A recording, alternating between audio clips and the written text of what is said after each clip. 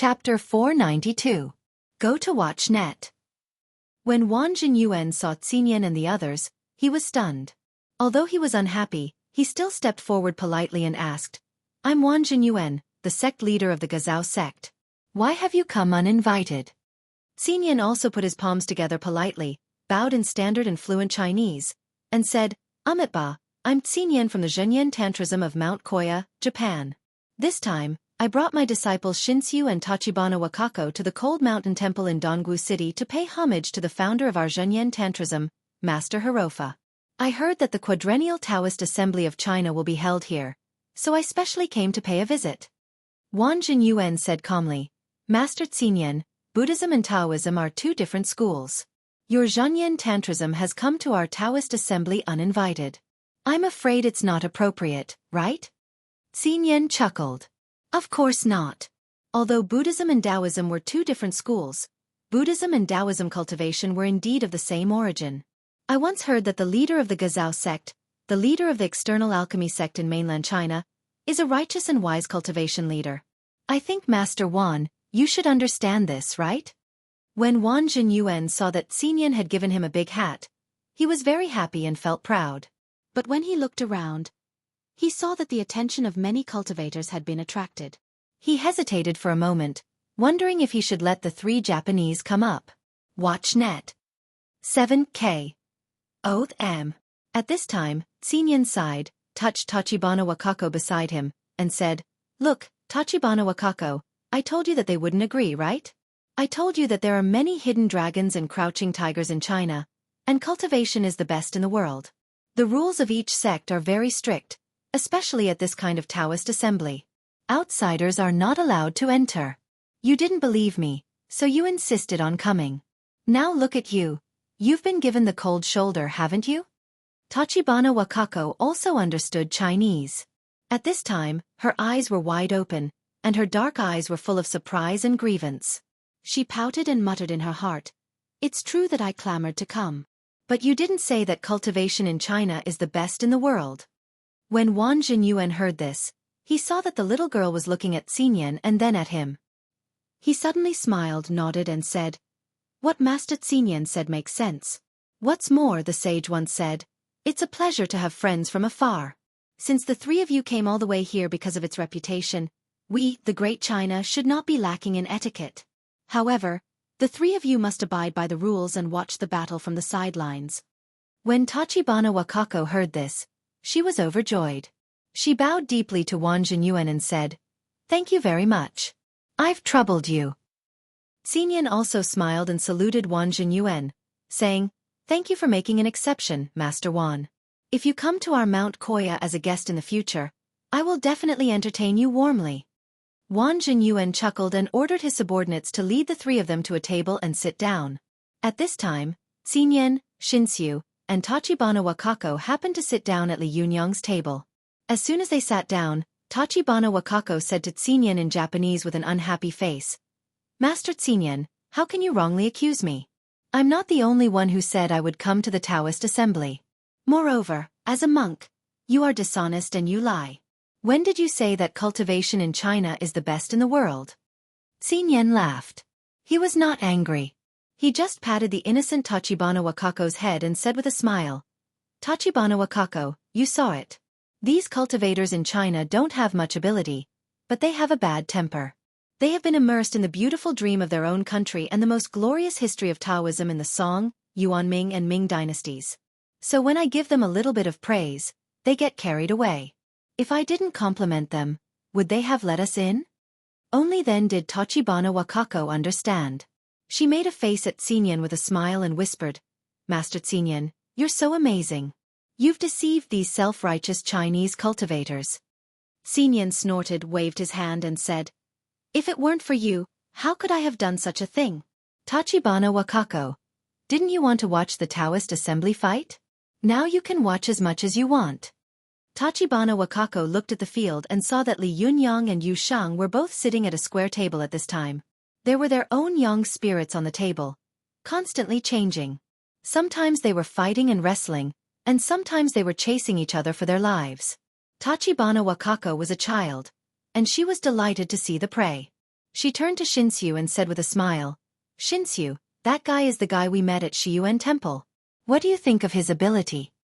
Shinsu glanced at the field, quickly lowered his eyes, and said with a faint expression, I'm not interested. Tachibana Wakako pouted and said, You're so annoying. I think it's very interesting.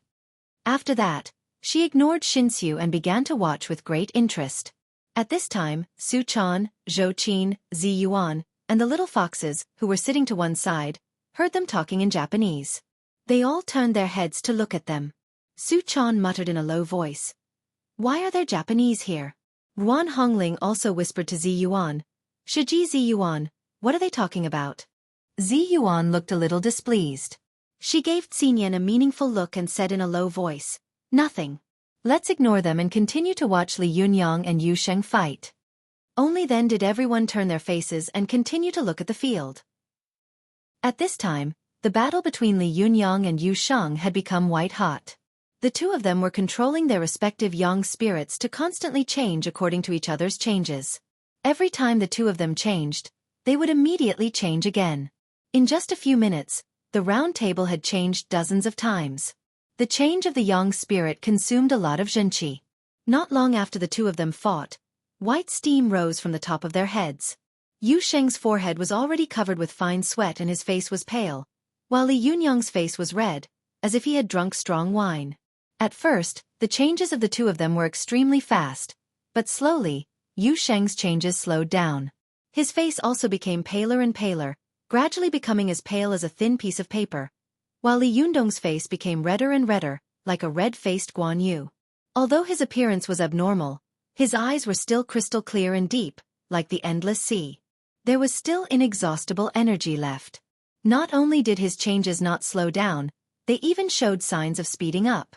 When everyone saw this, they were secretly shocked. In the first battle, Li Yundong and Chen Yunyan were competing in controlling thunder, which was a competition of the explosive power of zhenqi. In the second battle, Li Yundong and Sun Baitian were competing in the 5 elements, which was a competition of the subtle control of zhenqi. In the third battle, Li Yundong and Yu Shang were competing in the changes of the yang spirit, which was a competition of the endurance of zhenqi. Li Yundong had fought 3 battles in a row, and his explosive power and control had reached an abnormal level. How could his endurance be so strong and his zhenqi so deep? Tachibana Wakako, who was on the sidelines, saw that Li Yundong and Yu Shang looked different. She couldn't help asking curiously, Master Xinyan, why is one of them red and the other white? He, it's like they're singing an opera. Xinyan chuckled and said, The white face is pale because the zhenqi in his body has been consumed too much. As for the red face, it's because the zhenqi in his body is running too fast and too vigorously. Tachibana Wakako asked in confusion. Then why? Xinyan knew that although Tachibana Wakako was also a cultivator, she practiced witchcraft and the art of god possession. She relied on the powerful power of ghosts and gods brought to herself through faith and contract. This was completely different from the cultivation methods of the cultivators in mainland China, so she couldn't understand these cultivation techniques at all. Xinyan explained with a smile, the cultivation techniques of Chinese Taoism are different from those of our Zhenyan Tantrism. They cultivate essence, qi, and blood, refining the 3 essences of the human body into zhenqi through a special method of qi circulation. Because the white face has consumed too much zhenqi, he has to desperately mobilize the essence, qi, and blood in his body and quickly transform these 3 essences into zhenqi to ensure that he can persist in the battle. But he's drinking poison to quench his thirst. He can't hold on for a long time. The essence, qi, and blood in his body are greatly damaged, so his face is pale. As he spoke, Xinyan pointed to Li Yundong and said, Look at this red face. It's because the zhenqi in his body is too majestic that his face is too red. Tachibana Wakako seemed to understand and said, Will running zhenqi too fast cause one's face to turn red? Xinyan nodded and said, Yes, because zhenqi is very illusory. It exists in the meridians of the human body, but its transportation and mobilization are driven by qi and blood. And blood is mobilized by qi. Qi and blood are the commander of blood. To mobilize zhenqi, one must first circulate qi. After that, it will drive the speed of the blood flow in the body and mobilize zhenqi. When the speed of the zhenqi reaches a certain intensity and height, the speed of the blood flow in the human body will become faster and faster, and his skin will become redder and redder.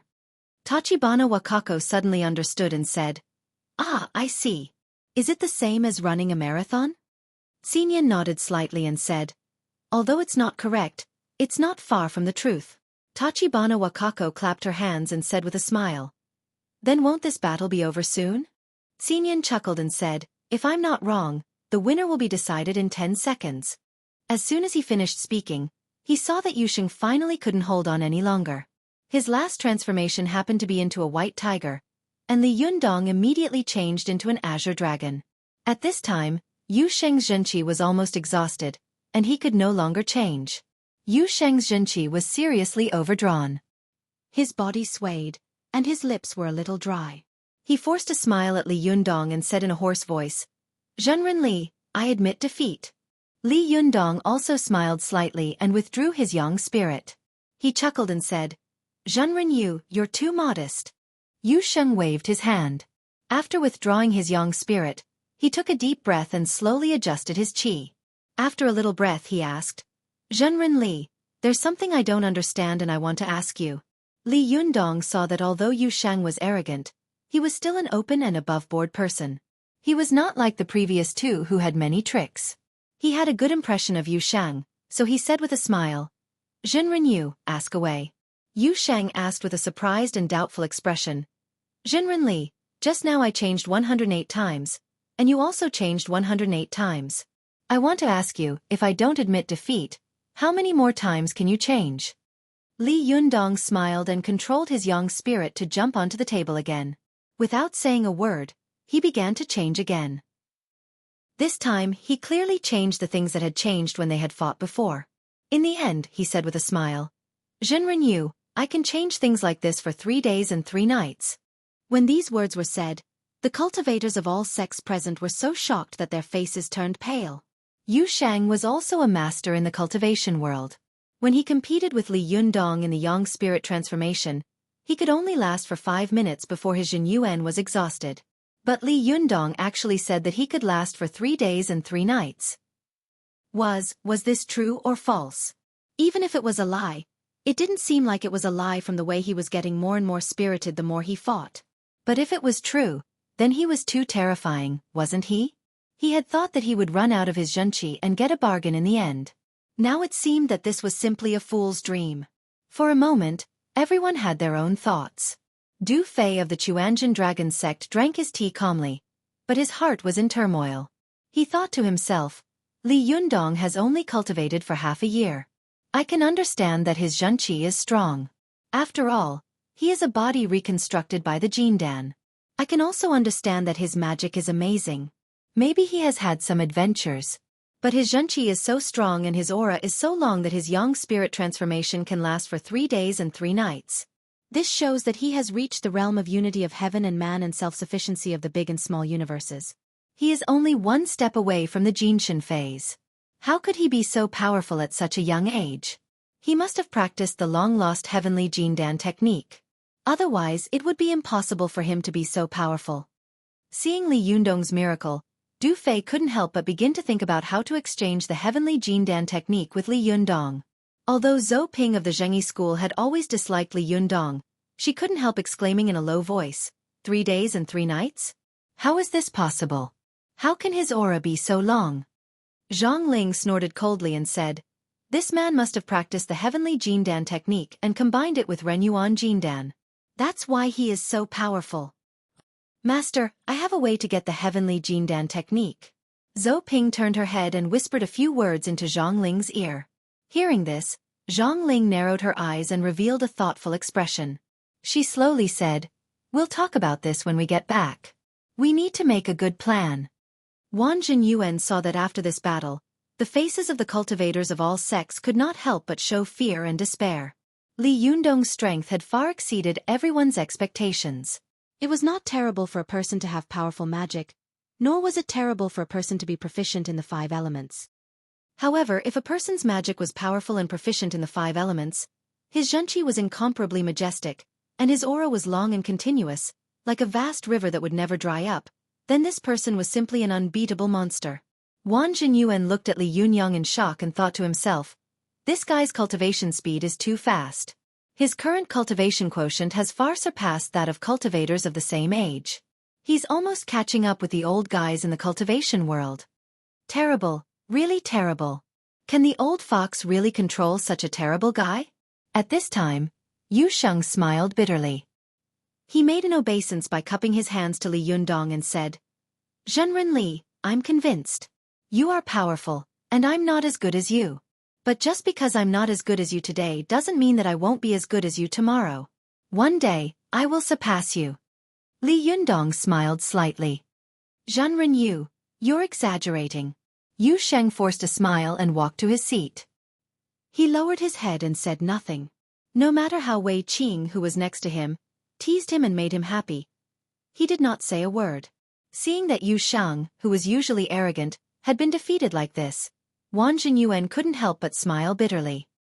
He cupped one hand in the other before his chest and said to the cultivators of the other sects, Everyone, who else wants to fight? At this moment, how could any cultivator dare to step forward? All of them were fearful, and their eyes were evasive. Seeing this, Wang Jinyuan could only smile bitterly and say, Everyone, if no one comes up, I can only announce that Zhen Renli has won. Ding Nan, who was sitting in the corner, said to Zhang Yuan in a low voice, Master, do you still want to fight with Li Yundong? He's so strong.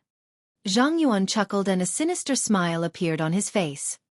He whispered, If I want to defeat him, I don't need to fight at all. Look at my... As he spoke, he was about to stand up. However, he had just moved when he suddenly saw someone suddenly stand up and shout, Wait a moment. I have something to say. 8. Yeah. Chapter 493. Go to watch net. Everyone looked in the direction of the voice and saw that it was Zhang Xueqi of the Qingqing sect who was speaking. Go to watch net. Zhang Yuan, who had wanted to make things difficult for him, was stunned for a moment. He sat down again and wanted to see what Zhang Xueqi wanted to say. Zhang Xueqi stood up, cupped his hands to Li Yundong, and said, Zhenren Li, there's one thing I don't understand. I want to ask you for advice. Li Yundong smiled slightly and said, Zhenren Zhang, if you have something to say, please say it. Zhang Xueqi said loudly, I want to ask you, Zhenren Li, do you think this immortal pen is a powerful magical weapon of our Taoism? Li Yundong was stunned. He didn't know what Zhang Xueqi's words meant. He said, Zhenren Zhang, the immortal pen is the personal magical weapon of Xueqi, the founder of our Taoist Danding sect. Of course, it's a great magical weapon. Zhang Xueqi nodded and asked again, Does such a powerful magical weapon have earth-shattering power? Li Yundong became more and more confused. This powerful magical weapon can write talismans out of thin air. Of course, it has earth-shattering power. Zhenren Zhang, what do you mean by asking this? Zhang Xueqi turned a deaf ear to Li Yundong's question. He said again, Zhenren Li, I want to ask you, if such a powerful magical weapon falls into the hands of evil people, what should we do? Li Yundi raised his eyebrows and said, Then we righteous people should naturally enforce justice on behalf of heaven and take back our Taoist powerful magical weapon. Such a powerful magical weapon must not fall into the hands of evil people. Zhang Xueqi asked again, But this person is too strong. What if we can't beat him? Although Li Yundong felt strange in his heart, he thought that he had a clear conscience in his life, so he said loudly, What are you talking about? Do we have to bow our heads if the evil forces are too strong? If one of us can't beat him, two of us can do it. If two of us can't beat him, we can do it together. We can't let the world become a place where evil people run rampant and good people are bullied, can we? Zhang Xueqi laughed. He pointed at Li Yundong and said loudly, Zhenren Li, I advise you not to get this immortal pen. Li Yundong was stunned. What do you mean? Zhang Xueqi sneered and said, Otherwise, you will become the villain that everyone will attack. Although Li Yundong had stayed in the spirit space for many years and his temper had almost been worn out, when he heard someone accusing him out of nothing, he couldn't help but get angry. He glared at him and said angrily, Zhenren Zhang, don't slander me. Slander? Zhang Xueqi snorted coldly. He turned around and shouted to the cultivators of all sects present, You can be witnesses here and let us see the true face of this evil man. At this time, everyone was stunned. They didn't expect that Zhang Xueqi would suddenly attack and accuse Li Yundong of being a big villain. They immediately perked up. They widened their eyes and pricked up their ears to listen. A cultivator who was eager to see the world in chaos said loudly, "Zhenrenzhong, tell us quickly. We are listening." "That's right, what's going on?" Zhang Xueqi snorted and asked Li Yundong loudly. "Zhenren Li, did you open a tea house on the pedestrian street of Tiannan City?" Li Yundong felt strange. He nodded and said, "Yes, the whole cultivation world should know about this." "Why are you asking me?" Zhang Xueqi sneered and said, "Yes, everyone in the cultivation world knows that you have opened a tea house on the pedestrian street of Tiannan City. But how many cultivators in the world know that your tea house is actually a black shop that makes a living by swindling and bullying people?" When everyone heard this, there was an uproar and they all looked at Li Yundong in surprise. When Su Chan heard this, there was a buzzing sound in her head. She couldn't help but open her mouth wide, and a messy voice in her head shouted, "Oh no, that matter has really caused trouble for Yundong. What should I do? What should I do?" The little foxes were also dumbfounded. They looked at each other in horror and fear, and all of them were trembling. When Li Yundong heard this, he was shocked at first, and then he became angry. He shouted, "Zhang Xueqi, make it clear, or you won't be able to get away with it today." Zhang Xueqi sneered and said, "Zhenren Li, don't you dare to admit what you've done?" As he said this, he turned around and loudly told the crowd about how his uncle had been robbed in the Desangxian tea house. He gritted his teeth and said loudly with a face full of hatred, "Fellow Taoists, Zhenren. I think everyone knows that when Zhenren Li opened the Desangxian tea house a month ago, it was really vigorous and lively. How many high-ranking officials and prominent people came? I, Zhang Xueqi, still remember it vividly. Even the inauguration ceremony of the leader of our Qingyang Palace didn't have so many high-ranking officials and nobles. But when Li Yundong opened a small tea house, so many people came. How powerful and amazing is this?" His words were the opposite of the truth. For a moment, everyone whispered to each other and said, "Yes, even the secretary of the provincial party committee came that day. This is a big deal." Well, it's true. Li Yundong's power is not small. Zhang Xueqi's tone changed and he sneered. But Zhenren Li doesn't use his power for the right way. Instead, he only wants to take the crooked way and the unorthodox way. Zhenren Li, are you relying on your powerful background and power to act so recklessly and persecute the people? At this time, everyone looked at Li Yundong with unkind eyes. Originally, they were afraid of Li Yundong because he was too strong. At this time, they finally found an excuse and a place to vent. The emotions hidden in their hearts suddenly broke out. Everyone shouted, "This scum is really a shame to our cultivation world. Kill him. Justice for heaven. Hey, can you kill him? I can't do it alone. There are so many people here, right? Forget it. It's better for you to die than for me. If you want to be cannon fodder, I won't accompany you." There were also some old and prudent cultivators who said to Li Yundong loudly, "Zhenren Li, is that true? Zhenren Li, say something." Wang Jinyuan saw that the situation on the scene had suddenly changed. The situation had changed from one side to the other. This was not what Wang Jinyuan wanted to see. He had to stand up and say loudly, "Don't quarrel, everyone. I believe that Zhenren Li will give us an explanation." After that, he said to Li Yundong, "Zhenren Li, whether this matter is true or not, I think you should say something." At this time, there was no joy or anger on Li Yundong's face, but he was shocked and angry in his heart. He had never thought that he would encounter such a thing on such an occasion. Moreover, he had heard the details clearly from Zhang Xueqi, and the time matched. According to his understanding of Su Chan, this little girl could indeed do such a thing. He had already believed half of it in his heart. Li Yundong turned his head to look at his table, only to see that Su Chan was looking at him with a look of panic. Li Yundong's heart skipped a beat. He knew that this matter must be true. Zhang Yuan, who was not far away, observed their expressions. He chuckled and whispered to Ding Nan, "Hey, Zhang Xueqi seems to have a rough temper, but I didn't expect him to be so meticulous. He happens to be the same as me. I thought I was the only one who had collected these things." Ding Nan suppressed the worry in her heart and asked, "But there's no evidence for this kind of thing.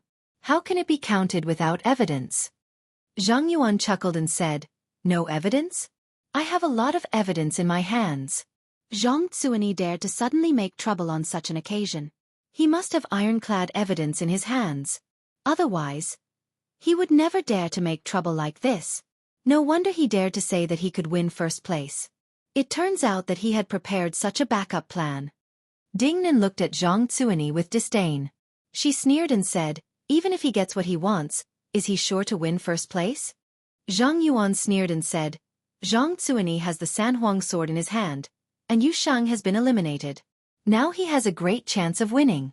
Hee, I have to help him again and light the fire again. After that, he stood up and said to Zhang Xueqi with a smile on his face, Zhenren Zhang, you've said so much, but it's all empty talk. There's no evidence. You can't wrongly accuse a good person. I don't think Zhenren Li is such a bad person. When Su Chan, Zi Yuan, and the others heard that Zhang Yuan had stood up to speak for Li Yundong, they all opened their mouths wide in surprise and looked at each other. Guan Hongling was tongue-tied and whispered, What's this guy up to? Only Zhou Qin thought for a moment, then immediately became furious. She gritted her teeth and said, This person deserves to die. He's fanning the flames. Sure enough, Zhang Xueqi glanced at Zhang Yuan and sneered. He took out a piece of paper from his bosom. With a shake of his hand, he shook the paper and said loudly, I have recorded the confessions of all the witnesses who have been victims. They are all in Dongwu City now. Do you want me to call them over for a face-to-face confrontation? The crowd suddenly burst into an uproar.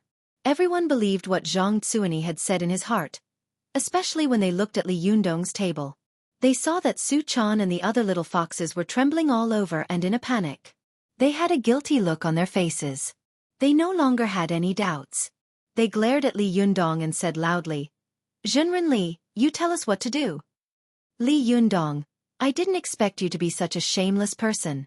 Zhang Yuan also said loudly to Li Yundong with a pained expression, Zhenren Li, I didn't expect you to be so unclean and do such a thing that will anger both men and gods.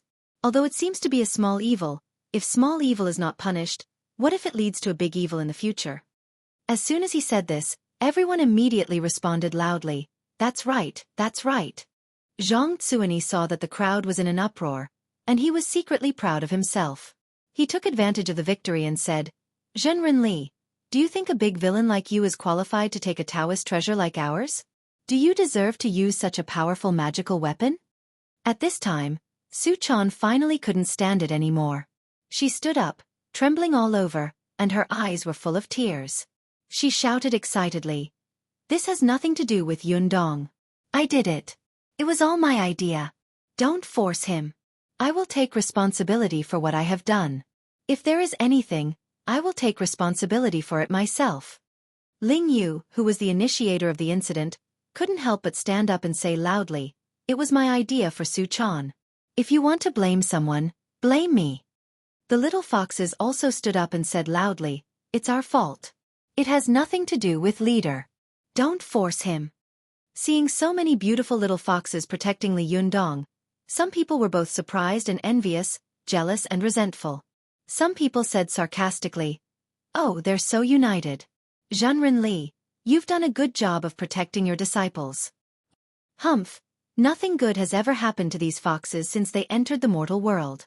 Doesn't Li Yundong care about his own subordinates?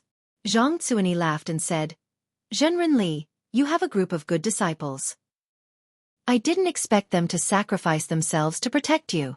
Su Chan was so excited that her whole body trembled. She said loudly, When this happened, Yundong happened to go to Dongwu City. He didn't know about it. He was afraid that I would cause trouble, so he repeatedly told me. But I still caused trouble for him. As she spoke, the little girl finally couldn't hold back her tears. Big teardrops fell down. When everyone saw such a beautiful little girl like Su Chan crying like a pear blossom in the rain, they were all speechless for a moment. It was a pitiful thing for a beauty to cry. Those who had the slightest tenderness for the fairer sex couldn't bear to blame or force her. However, Zhang Xueqi sneered and said, What's the difference between you causing trouble and him causing trouble? Even if what you said is true, if Li Yundong didn't condone you, would you have been so bold as to do such a thing? Haven't you heard that when the master is in trouble, the disciple will do it for him? But when the disciple makes a mistake, the master will also have to bear the responsibility. What's more, Li Yundong is the leader of your Fox Zen school. If this matter isn't blamed on him, then who should it be blamed on? Humph. Do you think that crying can make us soft-hearted and not pursue it? Su Daiji caused chaos in the Shang dynasty and cried bitterly before she died. But Jiang Shang didn't soften his heart? Why? Because he was enforcing justice on behalf of heaven. Zhang Yuan, who was listening to this, secretly exclaimed, "That's amazing. Those words are really amazing. Li Yundong is in trouble now." Sure enough, at this time, everyone's eyes became united against a common enemy. They all shouted, "Li Yundong, you have to give us an explanation." Su Chan also said loudly, "Don't force him. I'll give you an explanation." Li Yundong had been standing quietly in the field. At first, he was furious and clenched his fists, but at this time, he calmed down and loosened his clenched fists. He turned his head, glared at Su Chan and shouted, "Shut up and sit down." Su Chan was startled by Li Yundong's stare and sat down subconsciously. Only then did Li Yundong turn his head and look coldly at the excited crowd. He said to Zhang Xueqi, "Zhenren Zhang, what do you think I should do? Today. I will try to write 3 chapters to make up for yesterday. In addition, I will promote my Sina Weibo, /17499722342. Welcome everyone to check it out. Vote for recommendation, previous page, return to contents, next page, error report if you like. Please click here to add Keeping a Fox at Home to your bookshelf, so that you can read the latest chapters of Keeping a Fox at Home in the future. If you have any suggestions or comments on Keeping a Fox at Home, please click here to express your views. Chapter 494. Go to the Internet. What should we do? Zhang Xueqi snorted and said to the crowd, "What should we do?" When an emotional cultivator heard this, he shouted, "What do you mean, what should we do? Hand over the perpetrator and punish him severely. We must punish him severely." There was also a cultivator who said in a strange tone, "Fox spirits are evildoers. Zhenren Li, it's one thing for you to associate with evildoers, but you don't even know how to discipline them properly. Now that such a thing has happened, I think it's time for you to be the leader of the Fox Zen school." Zhou Ping of the Zhengyi school saw that there was such a great opportunity to vent her anger, so she said loudly, "There are 2 ways to choose. The first way is for you to put righteousness before family. The second way is for you to resign from the position of leader of the Fox Zen school, withdraw from the Taoist assembly, and never participate in it again." When everyone heard this, they all glanced at Zhou Ping and thought to themselves, "A woman's heart is the most vicious." That's right. Zhou Ping is really ruthless. Zhang Xueqi sneered and said, "Is that all you want? What about those who are bullied and swindled? Zhenren Li, your Desanxian must be closed, and you must pay 10 times the compensation. Moreover, you must apologize to everyone publicly and swear not to associate with these evildoers again." Only then did everyone realize that Zhou Ping was not the most ruthless person. Zhang Xueqi was. Zhou Ping had just vented her anger, but Zhang Xueqi had cut off her source of income and slapped her in the face. Cultivators valued their reputation the most. If they lost their reputation, what was the point of becoming an immortal? At this time, everyone looked at him, wanting to see how this young cultivator would choose. Go to the Internet. At this time, Zi Yuan also clenched her fists involuntarily. Her eyes widened as she looked nervously at the field. At this moment, she seemed to have returned to 10 years ago. Hadn't her master, Wang Yuanshang, fallen in love with Ao Wushuang of the Fox Zen School and eventually turned against all the sects in the cultivation world? Why was the scene from back then repeating itself now? Back then, those people had forced her master like this. Why were they forcing him now? Why were things so shockingly similar? Zi Yuan's heart was in a mess. This fairy, who was usually calm and collected, was in a mess. She couldn't help but think back then, for Ao Wushuang, master didn't hesitate to leave the sect and turn against the cultivation world. Li Yundong, what will he do? Li Yundong listened to the words of Zhou Ping and Zhang Xueqi expressionlessly. After they finished speaking, he was silent for a while and suddenly laughed softly. Then his laughter slowly grew louder, as if disdain and ridicule were brewing in his throat. Gradually, his laughter became louder and louder, as if the thunderclouds in the 9th heaven were rolling, rumbling, shaking the teacups on the table, and rippling the tea. Zhang Xueqi could hear the mockery in Li Yundong's laughter. He shouted angrily, "Li Yundong, What are you laughing at? Could it be that you are so arrogant that you think you can make an enemy out of all the cultivation sects in the world? Li Yundong laughed loudly. Without looking at Zhang Xueqi, he said to the crowd, "Does everyone have the same opinion?" Everyone looked at each other for a moment. Most of the cultivators didn't want such a powerful newcomer like Li Yundong to appear and steal the limelight of the various sects, so they all agreed loudly. Du Fei, Wei Qing, and the others, who sympathized with Li Yundong, didn't dare to force themselves to stand up because the situation was one-sided against Li Yundong, so they also chose to remain silent. Seeing that everyone was adding insult to injury, Li Yundong couldn't help but laugh wildly. His laughter was even more arrogant than before. Everyone was irritated by Li Yundong's laughter. Someone shouted, "Li Yundong, why are you so arrogant? Do you think you are invincible in the world?" Li Yundong laughed and said, "I'm not laughing for anything else. I'm just laughing at how naive you are. Do you think you can force me to obediently obey you with these words?" When everyone heard this, they were furious. Some of them stood up and pointed at Li Yundong, cursing loudly. Some of the more mature ones were also angry. They frowned and stared at Li Yundong. Li Yundong acted as if he hadn't heard their words or seen their threatening eyes. He looked at Zhang Xueqi coldly and said, "Zhenren Zhang, I already know what you said. I also believe that what you said is true. Since someone in my sect has made a mistake, I will go back and punish them myself. It's not up to you to tell me what to do. This is a private matter of my Fox Zen school. What right do you have to decide what I should and shouldn't do here?"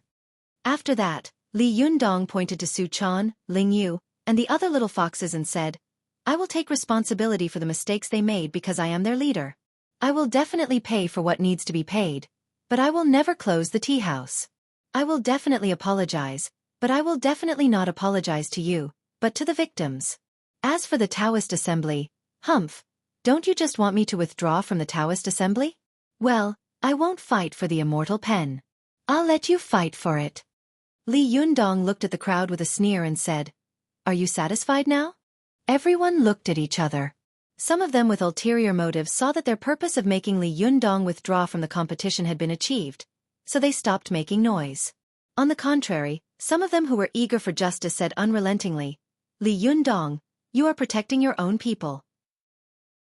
Li Yundong looked coldly at the person who had spoken and said, "I am. What are you going to do about it?" These words made the man speechless. A cultivator who couldn't stand it any longer helped him and said, "Li Yundong, you are helping the tyrant. As a cultivator, you should do justice for the heavens and punish your own people for righteousness. Hand over the culprit and let bygones be bygones." Su Chan was Li Yundong's Achilles heel, and these words touched Li Yundong's bottom line. Li Yundong suddenly flew into a rage. He glared at the man and roared, "Say that again if you have the guts." This roar was really like a clap of thunder out of nowhere. It immediately made everyone's ears buzz. Everyone felt as if there was a fierce tiger roaring angrily in front of them. The man who had spoken before was almost scared out of his wits by Li Yundong's roar. He was so shocked that his face turned pale. He muttered subconsciously, but no one heard what he said. At this time, Li Yundong's hair was standing on end in anger. His eyes were as wide as copper bells, and his bones were crackling. He was like a beast that could choose to devour people at any time. He glanced at the crowd fiercely and coldly and said in a cold voice, "Who else wants to do justice for the heavens and ask me to punish my own people for righteousness? Stand up and speak." Before this, everyone had seen Li Yundong as a quiet and modest man. Not only was he handsome, but his temperament was also elegant and scholarly. The other party had provoked him several times, but he just smiled slightly and treated it as a cool breeze blowing in his face. But at this time, Li Yundong suddenly became furious. He suddenly shook his body, as if he had turned into a giant beast. For a moment, everyone was so shocked that they subconsciously raised the zhenqi in their bodies, guarding against Li Yundong's sudden attack. They had seen Li Yundong's ability and means before. Who would dare to reach out and touch his reverse scale again when he was so angry? Do justice for the heavens and punish his own people for righteousness? Come on. As the saying goes, a rabbit bites when cornered, and a dog jumps over a wall when cornered. This was a fierce tiger. If he was cornered, who knew what terrible things he would do? At this time, when everyone saw that Li Yundong had agreed to withdraw from the Taoist assembly, They had the idea of keeping the peace. Some righteous cultivators were so shocked by Li Yundong's roar that they didn't dare to say another word. At this time, Zhang Xueqi also sighed and said hypocritically, "Zhenren Li, you must think that I am targeting you, but have you ever thought that you are so strong and powerful that others can't do anything to you? Those victims want to sue you, but no one dares to accept it. But have you ever thought that if you are so angry now, those who have been bullied by you and your disciples will be angry?" Li Yundong looked at Zhang Xueqi coldly and said, "Zhenren Zhang, what other wise ideas do you have? You might as well say them all at once. Don't pretend to be sincere." Zhang Xueqi's heart trembled under Li Yundong's gaze. He snorted and said, "I don't have any wise ideas. I'm just saying what I think. Zhenren Li, since you have agreed to withdraw from the Taoist assembly, please sit down in your seat. I hope that from now on, you will restrain your disciples. Otherwise, although the world is big, there will be no place for your Fox Zen school." Li Yundong took a deep look at Zhang Xueqi and didn't say anything else. He turned around and walked to his table and sat down. At this time, Zi Yuan, Zhou Qin, and Ruan Hongling at the table all looked at Li Yundong with a complicated and inexplicable look. They admired Li Yundong because he was indeed a man with a sense of responsibility. He had carried everything on himself, but they sighed because Li Yundong must have offended most of the cultivation sects in the world by doing so. When the little girl saw Li Yundong sit down, she couldn't help looking at him with tears in her eyes. Her eyes were full of fear. She couldn't help saying in a trembling voice, "I'm sorry, leader. I've caused you trouble again. I didn't want to." When Li Yundong saw the little girl crying like a pear blossom in the rain, his anger dissipated completely. He reached out under the table and gently grabbed her hand, saying softly, "I know. You want to prove yourself, don't you? It's actually my fault. I shouldn't have put so much pressure on you. Don't cry.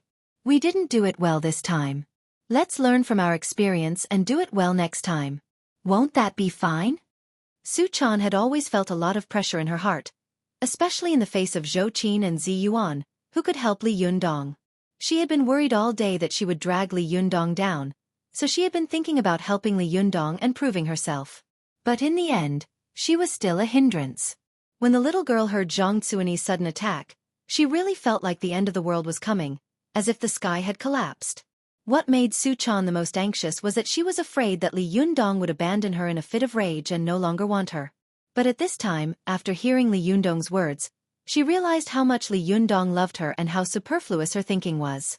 When Su Chan heard Li Yundong's calm words, she couldn't help crying out loud.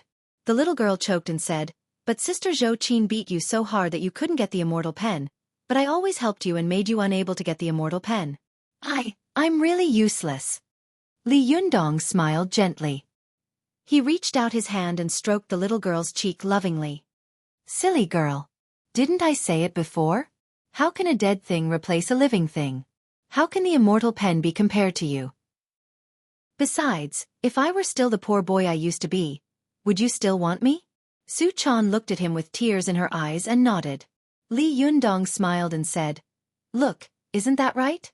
Back then, you liked me because I was good to you, not because I was rich or not, or because I was capable or not. I liked you back then because you were innocent and naive, and because you never despised me. So, even if you break the sky, as long as you are still the innocent, lovely, kind and simple little girl, I will help you mend the sky. When you love someone, you can't ask the other party to change just because you have changed. Since I love you back then, I have to accept all your advantages and disadvantages. You don't have to think about changing, and you don't have to change, because I love you." Su Chan was moved, and tears kept falling. She choked and said, "I know, I won't hold you back anymore." Li Yundong laughed and reached out to help the little girl wipe the tears on her face. He smiled and said, "Don't cry. There are so many people watching here. How embarrassing." Su Chan reached out and kept wiping her tears. She wanted to smile, but more tears flowed out. She wiped her tears and said with a smile, "What if I can't control it? I just want to cry. What should I do?" Li Yundong smiled and said, "Then come to my arms and cry." Su Chan finally couldn't help it. She threw herself into Li Yundong's arms and cried bitterly. "Yundong, why are you so good to me?" Li Yundong stroked the little girl's soft black hair lovingly and said softly, "Silly girl, if I don't treat you well, Who should I treat well? The two of them talked intimately as if there was no one else around. For a moment, everyone in the small building heard them clearly. They all sat there in a daze, unable to speak for a long time. Everyone's eyes were fixed on this intimate pair. They were snuggled up to each other, as if no one could separate them even if the heavens and earth were to fall apart. Today's first update, second update. I don't know when I'll be able to update it, but in my current situation. Don't wait. It's possible that I'll have to update it tomorrow morning. 8. Let's go. Chapter 495. Go to Watch Network. The situation on the field was changing rapidly. Li Yundong had given up the immortal pen for Su Chan, which made the cultivators of various cultivation sects sigh inwardly. Li Yundong loved beauties more than he loved his country. In ancient times, he might have been another lustful and muddle-headed ruler. Li Yundong and Su Chan were talking intimately as if there was no one else around, but Zhou Qin and Zi Yuan, who were watching from one side, were worried and full of mixed feelings. Go to watch. 7K. Oath M. Guan Hongling glanced at her Xueqi and suddenly said, Li Yundong, since you're not going to participate in the Taoist assembly, let's just leave, shall we? Li Yundong gently put his arm around Su Chan's slender waist. He smiled slightly and said, I came to participate in the Taoist assembly not only to compete for powerful magical weapons, but more importantly, to let the disciples of the Fox Zen School see this kind of high-level battle, especially for my disciple Zhou Qin. Zhou Qin sighed softly and said in a low voice, Master, without you on the field, there's nothing to see in a battle of this level. Li Yundong shook his head and said, No, each sect has its own magic and way of fighting. Especially in the battle, they may show their own powerful magical weapons. For every cultivator, powerful magical weapons are equivalent to secret weapons. It's very good for you to see more of them. If one day you meet them, maybe these experiences can help you win. Moreover, the Taoist assembly has gathered almost all the masters of the Taoist cultivation world in the world. It's not easy to see such a large-scale battle. You can't leave in a fit of pique just because of a little setback. Hearing this, Zhou Qin and Zi Yuan secretly admired him in their hearts. This young man was only 20 years old, but he was thoughtful and magnanimous, as if he had lived several lifetimes. After hearing Li Yundong's words, Zhou Qin didn't say anything about leaving. Su Chan, Guan Hongling, and the little foxes also temporarily put aside their own prejudices and focused on the field. Beside them, Xinyan and the others, who had been silent the whole time, looked at Li Yundong and the others while drinking tea. Xinyan sneered and said in a low voice, Humph, Tachibana Wakako, the person you want to see the most has already left the arena and will never be able to play again. Do you still want to continue watching? Although Tachibana Wakako could understand Chinese, she was still young and not very proficient in it. In particular, during the previous quarrel, everyone had spoken hurriedly and quickly. Although Tachibana Wakako had vaguely guessed some clues from the situation on the field, she still had a lot of doubts. She asked, Master Xinyan, why are these people treating Li Yundong like this? Xinyan snorted. This is a characteristic of the Chinese, infighting. This country was always in a state of internal strife, always scheming against each other and fighting for power. Tachibana Wakako, I don't think there's anything to see in the fight between these cultivators. Do you want to leave? Tachibana Wakako looked at Li Yunyang with some disappointment and said, Master Xinyan, I don't know either.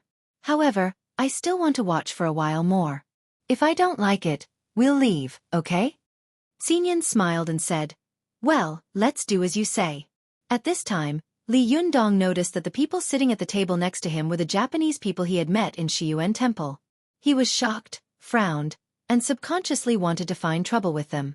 But as soon as this thought came to his mind, he remembered that he was now at the Taoist assembly and had lost the right to go on stage again. If he went to find trouble with them, he might cause something else. Moreover, these Japanese people were very quiet now. Even if they wanted to be arrogant, there were so many cultivators from cultivation sects here. Wouldn't they be able to deal with them? Thinking of this, Li Yundong suppressed this idea. At this time, Wang Jinyuan glanced at Li Yundong and shook his head secretly. He was a little worried and anxious, but he didn't show it on his face. He said to the crowd, Everyone, Zhang Renli has withdrawn from the Taoist assembly. Who's going to appear next? Although the cultivators on the field had gotten rid of Li Yundong, the strongest person, they were not ready to go on stage themselves. They looked at each other and hesitated. At this time, Zhang Xueqi said loudly, "Since no one is going on stage, let me do it." After that, he walked into the field himself, cupped his hands and said to the crowd, "Which cultivator would like to give me some advice?" As soon as Zhang Xueqi finished speaking, a young man jumped out and said loudly, "I'm Xueqi of the Donghua sect. Zhenren Zhang, please." When the little foxes saw Zhang Xueqi go on stage, they all gritted their teeth and cursed in low voices, "Lose, you shameless bastard." "Yes, it's best if you get beaten to death." Li Yundong glared at them and scolded in a low voice, "What are you talking about? Don't you think you've caused enough trouble?" The little foxes were shocked and sat up straight, looking as obedient as a little wife who had been bullied. Xueqi looked at the field and asked Li Yundong in a low voice, "Master, who do you think will win, Zhang Xueqi or Zhao He?" Li Yundong glanced at the two of them and said in a low voice, "Zhang Xueqi." Xueqi asked curiously, "How do you know before they fight? How do you know?" Li Yundong said, "Putting aside prejudices and grudges, Zhang Xueqi is a very strong cultivator. I once fought with him on Mount Tianlong. At that time, he wanted to sneak attack me in private, but I was on guard against it. Later, I fought with him a few times and could feel that his zhenqi was strong and thick. He was indeed from a famous sect and was not easy to deal with. Moreover, look at the Sanhuang sword on his back. It's a very powerful magical weapon." While he was talking, he saw Zhao He cupping his hands to Zhang Xueqi and saying with a smile, "Zhenren Zhang, it's said that the Sanhuang sword of your Qingyang palace is powerful. Today I want to see it for myself. What do you think?" Hearing this, everyone was stunned and thought to themselves, "The Sanhuang sword is one of the 5 great swords of the Taoist cultivation sects in the world. Isn't this person courting death by fighting with Zhang Xueqi with powerful magical weapons?" Zhang Xueqi was also stunned for a moment. After thinking for a moment he simply said, "Okay, as you wish." After that, he patted the black cloth bag behind him, and with a swish, a 3-foot-long sword jumped out of it. Most of the people had heard of the Sanhuang sword, but very few of them had seen the real thing. At this time, when they saw the Sanhuang sword, one of the 5 great swords of the Taoist cultivation world, appear in front of them, they all widened their eyes and looked at it. The sword was completely white and looked very ordinary. There was a red tassel on the hilt, and the sword stood steadily in the air. There was no sound of the sword, nor was there any provocative battle intent. It was so ordinary that everyone almost thought it was not the 3 sovereign swords, but just another ordinary sword. Zhao He took a closer look at the Sanhuang sword.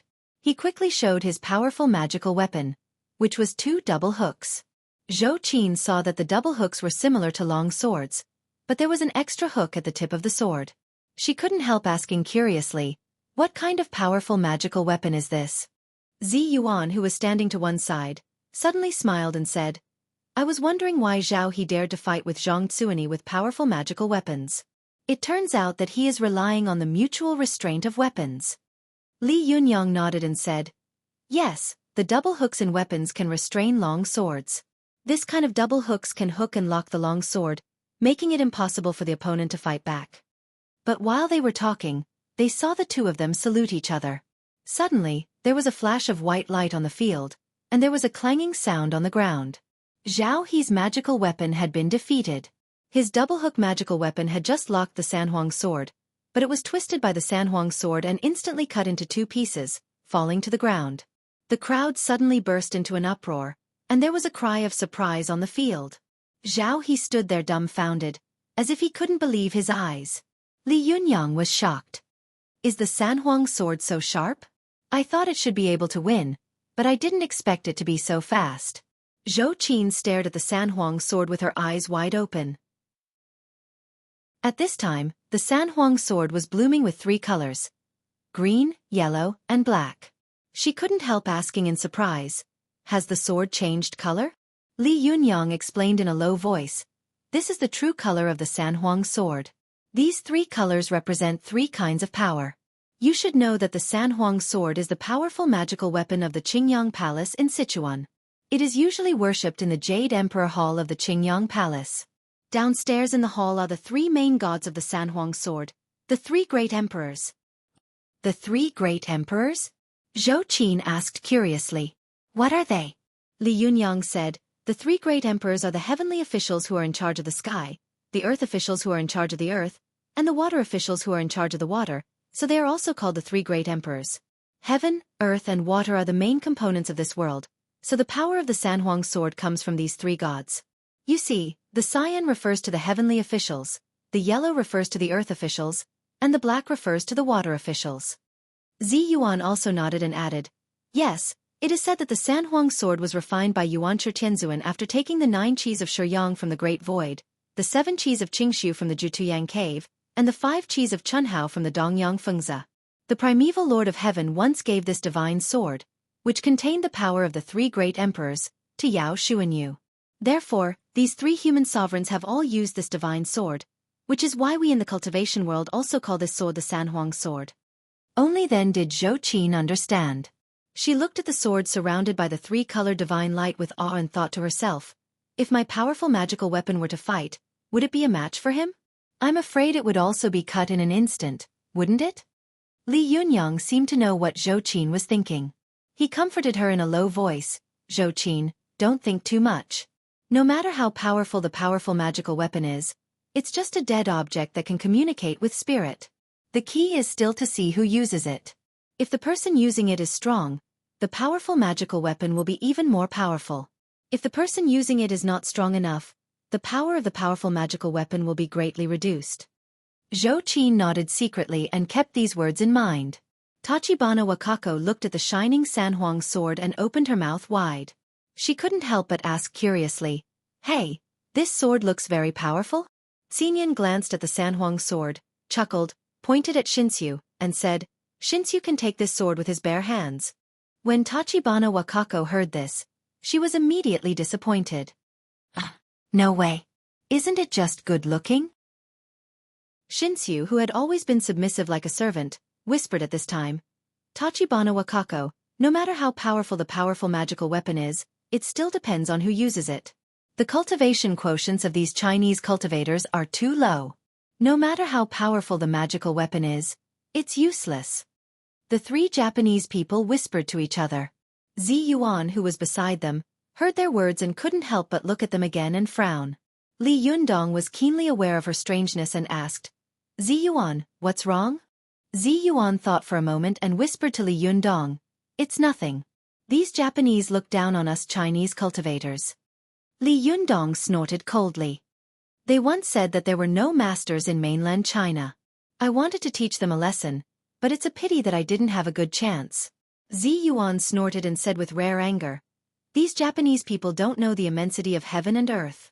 How dare they be so presumptuous here? Forget it, let's ignore them and continue watching the battle. At this time, Zhang Zuini shouted at Zhao He. He proudly cupped his hands to the crowd and said, everyone, who else wants to try the power of the Sanhuang sword?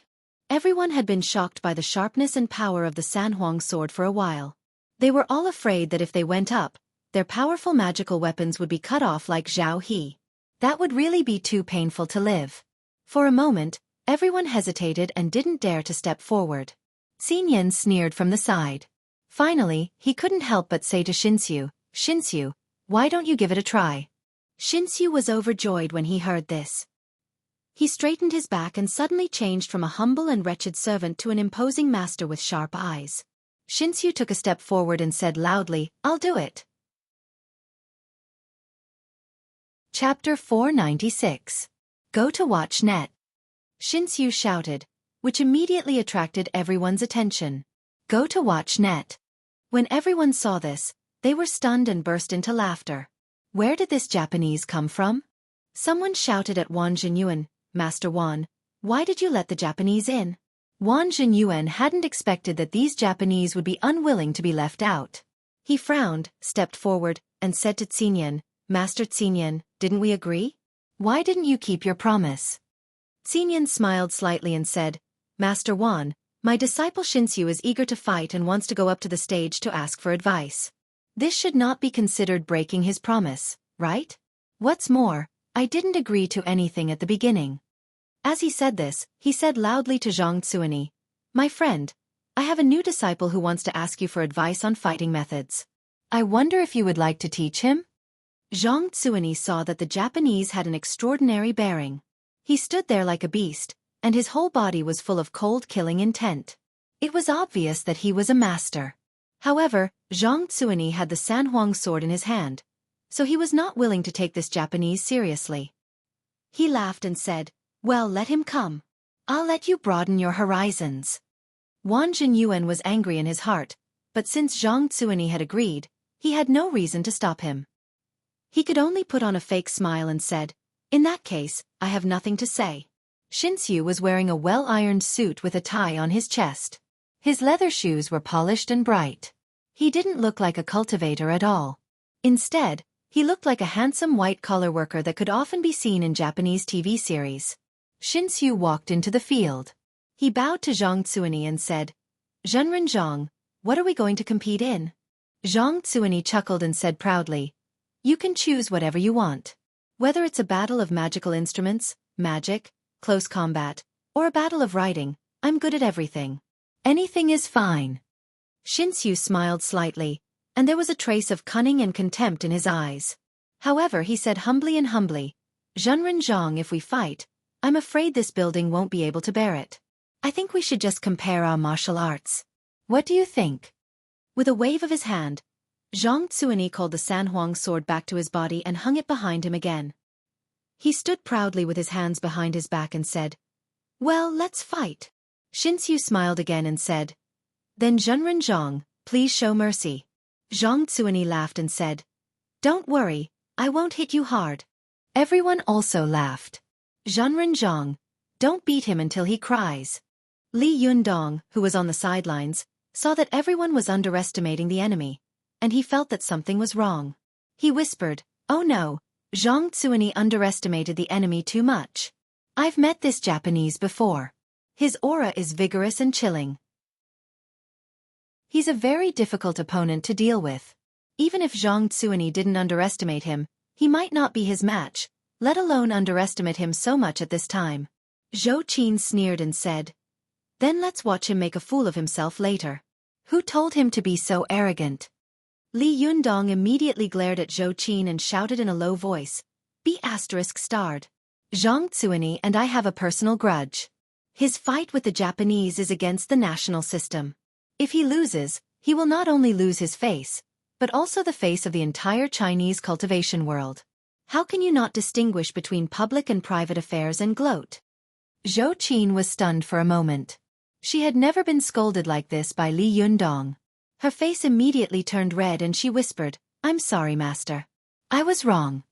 Li Yundong didn't look at her.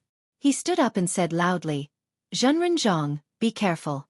This guy is very difficult to deal with." Zhang Xueqi glanced at Li Yundong and felt very disapproving in his heart. He sneered and said, "Zhenren Li, why don't you come on stage?" "Ah, I just remembered that you can't go on stage anymore. Ha ha, so you just watch quietly from the side." As soon as he said this, Zi Yuan, Ruan Hongling, and all the people of the Fox Zen school were immediately furious. Su Chan pulled Li Yundong's sleeve and whispered, "Leader, some people don't know what's good for them. You'd better not say anything." Ruan Hongling was so angry that she shouted, "Zhang Xueqi, how can you treat my kindness as evil?" Zhang Xueqi glanced at her and sneered, "Zhenren Li, I think you'd better take care of your men." Ruan Hongling was so angry that she shouted.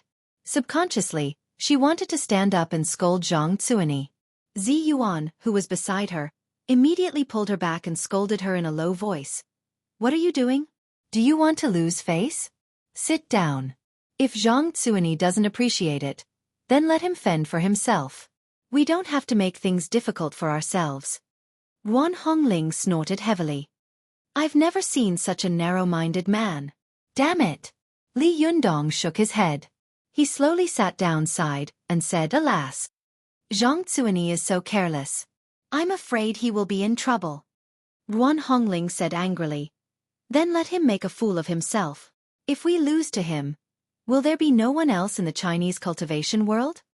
Li Yundong sighed and said, "These Japanese people have always looked down on our Chinese cultivation world.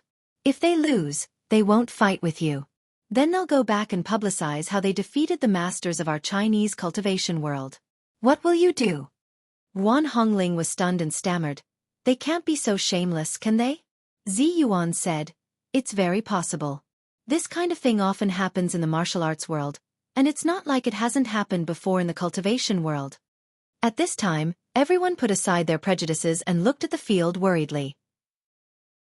At this time, Zhang Xueni cupped his hands to Xinxiu and said in a clear voice, May I know your name, my friend? Xinxiu bowed and said, I'm Xinxiu, a disciple of the 45th generation of Takano of Zhenyan Tantrism. Please give me your advice. When everyone heard this, they all laughed and shouted, Xinxiu. Hey, why did you take the name of Master Xinxiu, the founder of our Chinese North Zen sect? Xinxiu turned a deaf ear to them. He still had a slight smile on his face, and his eyes were fixed on his opponent. Zhang Xueni smiled and said, I'm Zhang Xueni, the 56th generation successor of the Qingyang Palace in Sichuan. Please give me your advice. After that, he took a step forward and bent his body. The tip of his foot gently touched the ground, and he put on the posture of the dragon 8 trigrams palm. Everyone pointed out that the foundation under Zhang Xueni's feet was solid, like the roots of an old tree. His clothes fluttered in the wind, like a cool breeze in a valley. It was obvious that he had obtained the essence of the 8 trigrams palm. Li Yundong saw this and nodded slightly. Fortunately, Zhang Xueni's foundation is good. He deserves to be the descendant of a famous family. Zi Yuan also echoed, it's really good. I don't know what kind of kung fu this Xinxiu is using. As the two of them were talking, they saw Xinxiu take a big step. His right hand was in front of him, 4 fingers together, and his thumb was buckled inward, like a steel knife standing high. His right hand was bent in front of him, clenched into a fist, like a cannon that could be shot out at any time. Zhang Xueni saw that his posture was the Japanese karate swordsman stretching arms. He smiled slightly and said, It turns out to be karate. This kind of fist technique is more than fierce, but it's not soft enough. It's really a congenital defect. Today, I'll show you what the 8 trigrams palm is. After that, he waved to Xinxiu and said with a smile, You're a guest from afar. Please go first. Xinxiu didn't stand on ceremony. He suddenly shouted and stepped forward quickly. His right hand, which was stuck to his waist, suddenly punched Zhang Xueni. This punch was extremely powerful. It was as fast as lightning. Zhang Xueni only saw a blur in front of his eyes, and Xinxiu's fist rushed in front of him. Zhang Xueni was slightly shocked and thought to himself, This guy is so powerful. Why is his fist so fast? Although he was surprised, he had been practicing martial arts since he was a child, and his foundation was solid. Subconsciously, his body seemed to fall off, and he turned behind Xinxiu like a gust of smoke. With a flip of his hand, he thrust his palm toward Xinxiu's abdomen. When everyone saw that Zhang Xueni's shifting shadows was really beautiful and elegant, they couldn't help cheering loudly. Li Yundong was also slightly relieved. He nodded and said, Yes, as the saying goes, fierce 8 extremes, cunning 8 diagrams, Diao Taiji, poison Xingyi.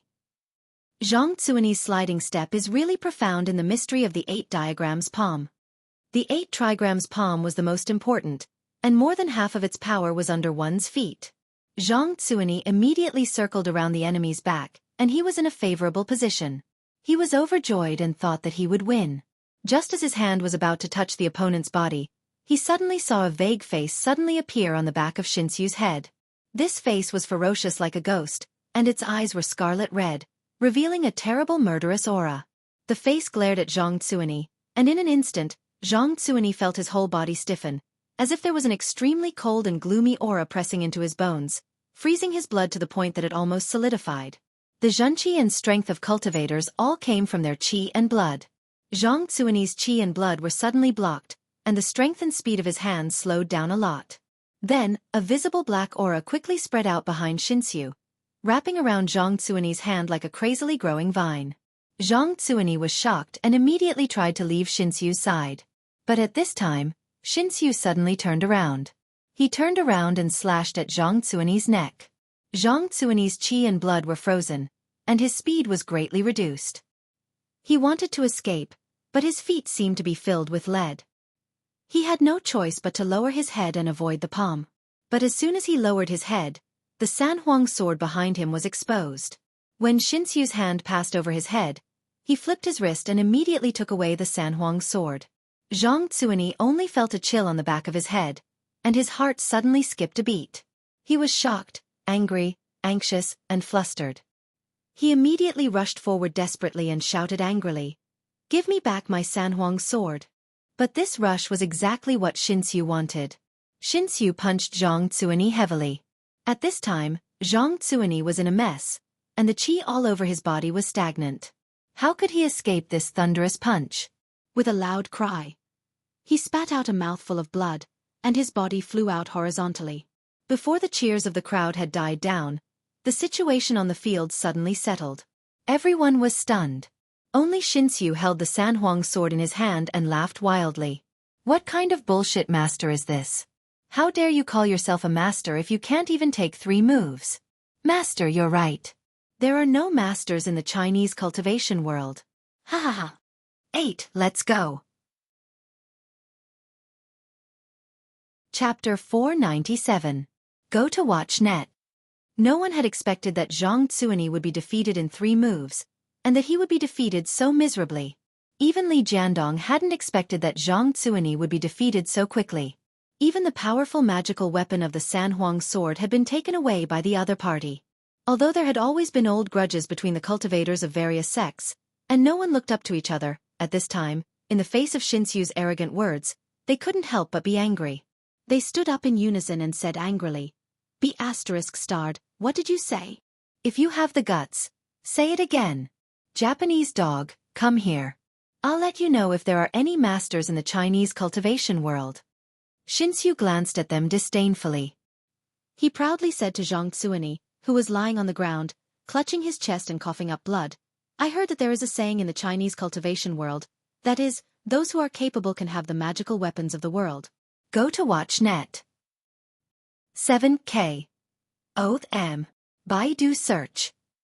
I'm better than you now. If I defeat you, will this powerful magical weapon belong to me?" Zhang Xueqi hadn't expected that he would be seriously injured because of his carelessness. Moreover, the powerful magical weapon of the sect had been snatched away. At this time, he was ashamed and angry. For a moment, he was so angry that he spat out another mouthful of blood. Although the little foxes of the Fox Zen school didn't feel ashamed of him, they couldn't help but feel compassion for him at this time. They all turned their heads away and didn't dare to look at his miserable situation. Zhang Xueqi's 2 shidi hurriedly rushed over and held Zhang Xueqi. One mobilized his zhenqi to save him, and the other shouted angrily at Xinxiu, "How dare you hurt our young leader? Give us back the Sanhuang sword, or our Qingyang palace will never let you go." Xinxiu laughed wildly and said, "Is that all the young leader has? If that's the case, what does it have to do with my vows?" Hearing his words, Zhang Xueqi was so ashamed and angry that his vision suddenly darkened and he fainted. The cultivators on the side suddenly exclaimed. Zhang Tianhe and Zi Yuan, regardless of the opinions of their sects, jumped to Zhang Xueqi's side. Each of them grabbed a hand and went to check on Zhang Xueqi's situation. As soon as they picked up a hand, they looked at each other. Zhang Tianhe looked at Zi Yuan with admiration and said in a low voice, "Zhenren Zi Yuan, we meet again." Zi Yuan smiled faintly at him and nodded, then concentrated on checking Zhang Xueqi's injuries. Zhang Tianhe saw that Zi Yuan had only greeted him politely and then ignored him. He felt lost and sighed dejectedly in his heart. After checking his injury, she said to Zhang Xueqi's shidi next to her, "It's okay." He was so angry that he fainted. However, Zhenren Zhang's injury is a little serious. I'm afraid he'll need to recuperate for a while. Only then did the anxious junior fellow apprentice feel slightly relieved. He glanced at the arrogant Xinxiu and wanted to take back the Sanhuang sword, but he was afraid that he was no match for him, so he said to Zi Yuan and Zhang Tianhe in a low voice, "Zhenren Zi Yuan, Zhenren Zhang, this Xinxiu is so arrogant, and he has taken away the powerful magical weapon of our Qingyang palace. Zhenren, for the sake of the same Taoist origin, can you help us take back the Sanhuang sword?" Zi Yuan said without hesitation, "Of course. How can our Taoist treasures fall into the hands of the Japanese?" Zhang Tianhe also cupped his hands and said, "Don't worry, I'll get the Sanhuang sword in a while." After that, he stood up proudly and said loudly to Xinxiu, "Xinxiu, if you know what's good for you, quickly return the Sanhuang sword. Otherwise, don't blame me for being rude to you." Xinxiu glanced at him and sneered. Who are you? Zhang Tianhe said coldly. Zhang Tianhe of the Zhengyi school. The Zhengyi school had been the supreme Taoist sect in China since the Song dynasty. Although Xinxiu was a Japanese cultivator, he was also familiar with the name Zhengyi school. He suddenly felt a little awestruck, and the arrogance on his face dissipated a lot. He snorted and said, Are you going to stand up for him? Zhang Tianhe raised his eyebrows and said, Exactly. Xinxiu sneered and said, It's a fair competition between me and him. I admit defeat. What's more, his powerful magical weapon was taken by me, so it naturally belongs to me. Why are you standing up for him? After that, he raised the Sanhuang sword in his hand and said with a smile, I can't bear to return such a good powerful magical weapon. Zhang Tianhe was stunned when he heard this, but he quickly said, Well, I'll fight with you. If you lose, you'll return the Sanhuang sword to its original owner. If you win, I'll give you my sword. Everyone suddenly exclaimed. Zhou Ping couldn't help but exclaim, Shitty, are you crazy? Zhang Ling, who was standing to one side, grabbed Zhou Ping's wrist and said in a deep voice, Don't talk. Cultivators shouldn't be overcautious. Don't look back when you've decided. If Zhang Tianhe dares to do this, he must have the heart to win. Let's wait and see. When Xinxiu heard that Zhang Tianhe wanted the sword to make a bet with him, he was slightly surprised. He looked Zhang Tianhe up and down and thought, the sword in this person's hand is said to be one of the 5 divine swords of the Taoists in the Chinese cultivation world. I wonder how it compares to the Sanhuang sword?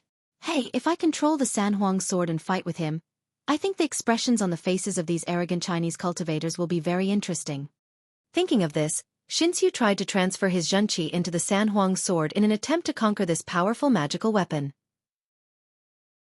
However, as soon as he injected his zhenqi, he felt that the Sanhuang sword in his hand was struggling violently, and a fierce force came from it. This force was like the huge pressure of an ancient god, pouncing on Xinxiu with unstoppable momentum. Xinxiu was shocked. He knew that this was the counterattack of the Sanhuang sword's own power. He clearly felt that this force was like Mount Tai pressing down on him, and he couldn't stop it at all. He didn't dare to try again. His mind raced like lightning, and he quickly pointed the Sanhuang sword in his hand to the ground. With a thud, he stabbed the Sanhuang sword into the ground and said loudly, This Sanhuang magic sword is a great powerful magical weapon in your eyes, but in my eyes, it's just a piece of scrap metal. It's under my feet now. If you have the guts, come and take it. Hearing this, everyone was furious and roared, Zhenren Zhang, go up and teach this little Japanese a lesson. Zhenren Zhang, are you going up or not? If you don't, I'll do it. Zhang Tianhe also looked angry. He took a step forward and also stabbed his sword into the ground. He said loudly, If I win against you with a powerful magical weapon and a divine sword, I'm sure you won't be convinced. You just defeated Zhang Xueqi with your fists and feet.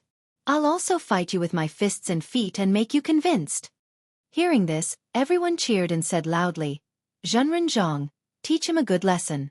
Let them see the kung fu of our Chinese cultivation sects. Xinxiu glanced at the crowd, snorted, and said proudly, Okay. Zhang Tianhe stepped forward and stood 3 meters away from Xinxiu.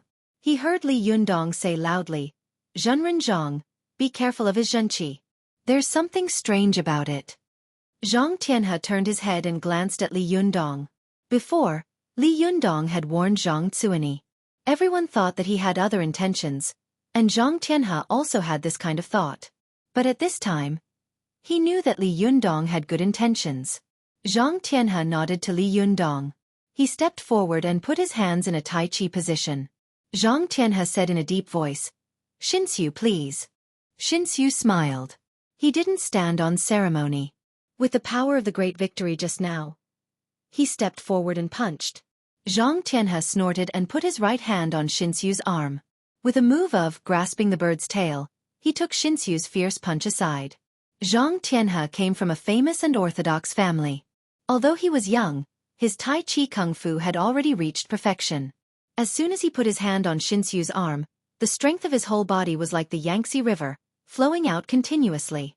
Everyone pointed to Zhang Tianhe waving his arms. His 2 arms were always on Xinxiu's arm, pulling him and turning him around, like 2 children pulling each other.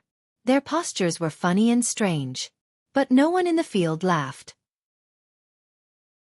They all knew that Zhang Tianhe had already used the Tai Chi soft force to entangle Xinxiu, making him unable to use his fierce strength. It was like a sword that was sharp, but it couldn't cut off the flow of water. Although a rock was hard, it could be penetrated by dripping water.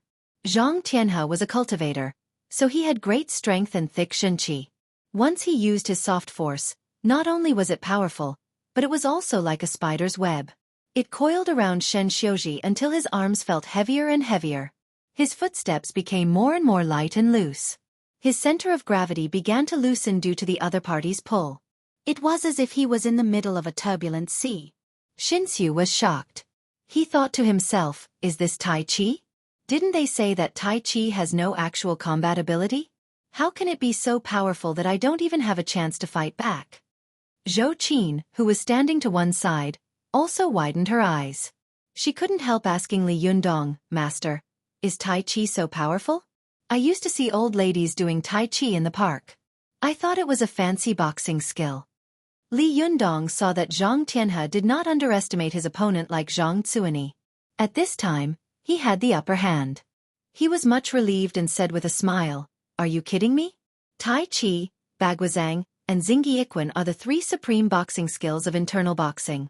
Moreover, there is a saying that if Tai Chi doesn't go out for 10 years, it will kill people when it succeeds. This boxing skill is extremely difficult to use, but it is extremely powerful and terrifying. Zi Yuan also said with a smile, during the Qing dynasty, Tai Chi Grandmaster Yang Luchen created the capital alone. In the capital, where there were many masters, he defeated all the masters with soft force Tai Chi later. Martial arts masters from all over the country came to challenge him.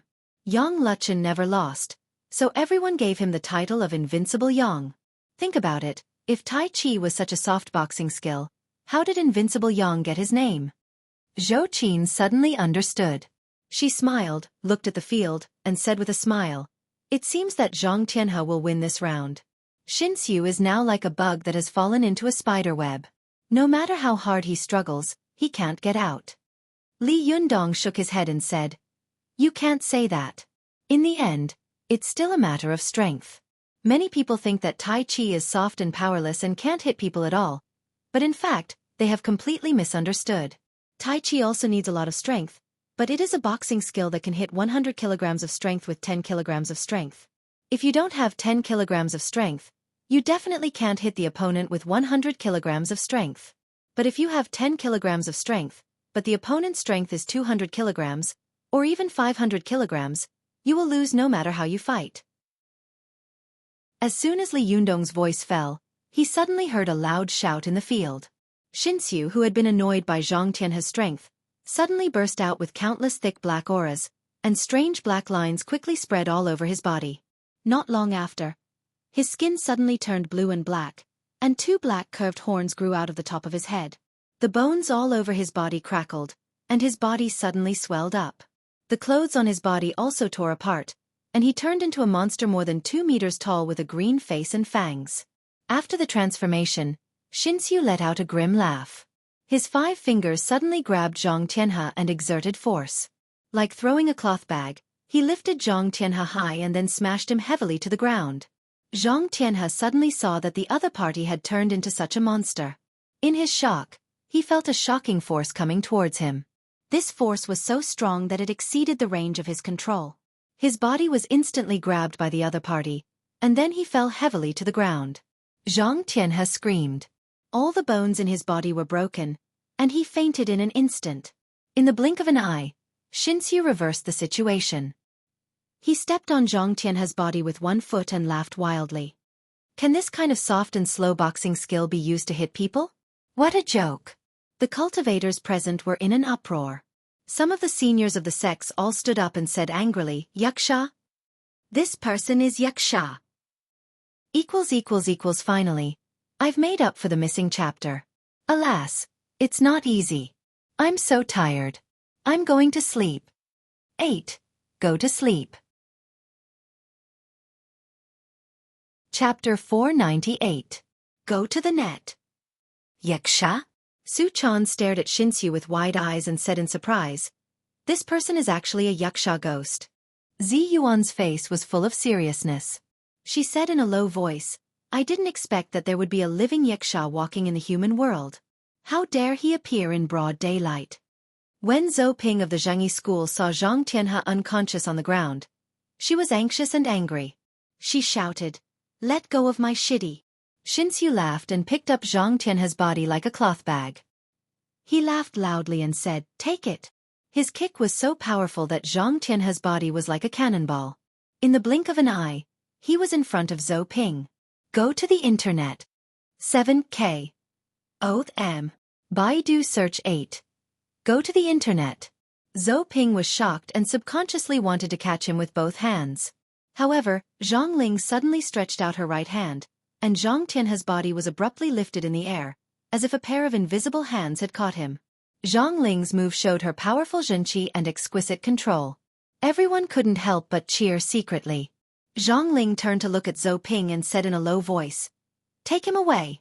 Only then did Zhou Ping react and pick up Zhang Tianhe, who was suspended in the air. She glared at Xinxiu hatefully, then turned around and checked Zhang Tianhe's injuries with concern. Zhang Ling glanced at Zhang Tianhe, then turned her head and said angrily to Xinxiu, How dare a little yaksha ghost run amok in China? Are you tired of living? Xinxiu snorted and said, What? Do you want to teach me too? Okay. Zhang Ling was furious. She raised her eyebrows, and the bright red cinnabar mole between her eyebrows suddenly seemed to turn into a small fireball. Blazing flames were ignited in her hands out of thin air. The temperature of the flames was so high that the surrounding air was distorted. Zhang Ling said that the Lady of the Earthly Fire was not only as fierce as fire, but her control of fire magic could also be said to be unparalleled in the world. At this time, she was furious and took out her trump card. Everyone watched as the flames in Zhang Ling's hand surged out of her palm in the blink of an eye. Then, the flames wrapped around her entire arm and enveloped her entire body in flames. Zhang Ling's eyebrows furrowed, and her entire body was burning with flames. She looked like an angry god of fire. She snapped, You're courting death. After she finished speaking, she flipped her wrist and the fireball in her palm grew bigger and bigger. Everyone watched as the fireball in Zhang Ling's hand grew bigger and bigger, making a rumbling sound. It was like a bomb that was about to explode. The pressure was shocking. Even from afar, they were shocked by the blazing aura. Zhou Qin felt as if she was in a big oven, and the ends of her hair were curled up. She said in surprise, What kind of magic is this? Zi Yuan said with a pale face, This is the Samadhi Thunder Divine Fire. Is Zhang Ling crazy? She will destroy this place. When everyone saw that Zhang Ling had suddenly flipped out and used such a destructive and lethal spell, they were all shocked and shouted, Zhenren Zhang, what are you doing? You can't do that. You'll cause trouble. However, at this time, Zhang Ling's mind was filled with revenge for Zhang Tianhe. The most important thing was to regain the lost face of the Zhengyi school. She turned a deaf ear to them, and the murderous intent in her eyes grew stronger and stronger. Even from a distance, Xinxiu felt a terrible heat blowing in his face. In an instant, he smelled the smell of death. However, Xinxiu became even more excited and fanatical. The black qi around his body became thicker and thicker, gradually condensing in front of him, as if forming a black mist. Everyone felt that this fog was like a black abyss.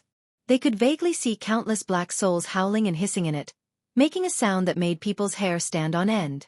When Zhang Ling saw this, she became even angrier. How dare you be so arrogant?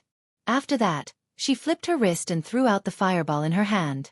Xinxiu roared, and the black mist in front of him suddenly turned into a ferocious ghost with a green face and fangs. It pounced on Zhang Ling's fireball. The malicious ghost opened its bloody mouth and swallowed the fireball. In an instant, the malicious ghost's body began to burn fiercely. Everyone immediately cheered loudly. Zhenren Zhang. Good job. Burn this yaksha ghost to death. Zhou Qin and Su Chan were also enraptured.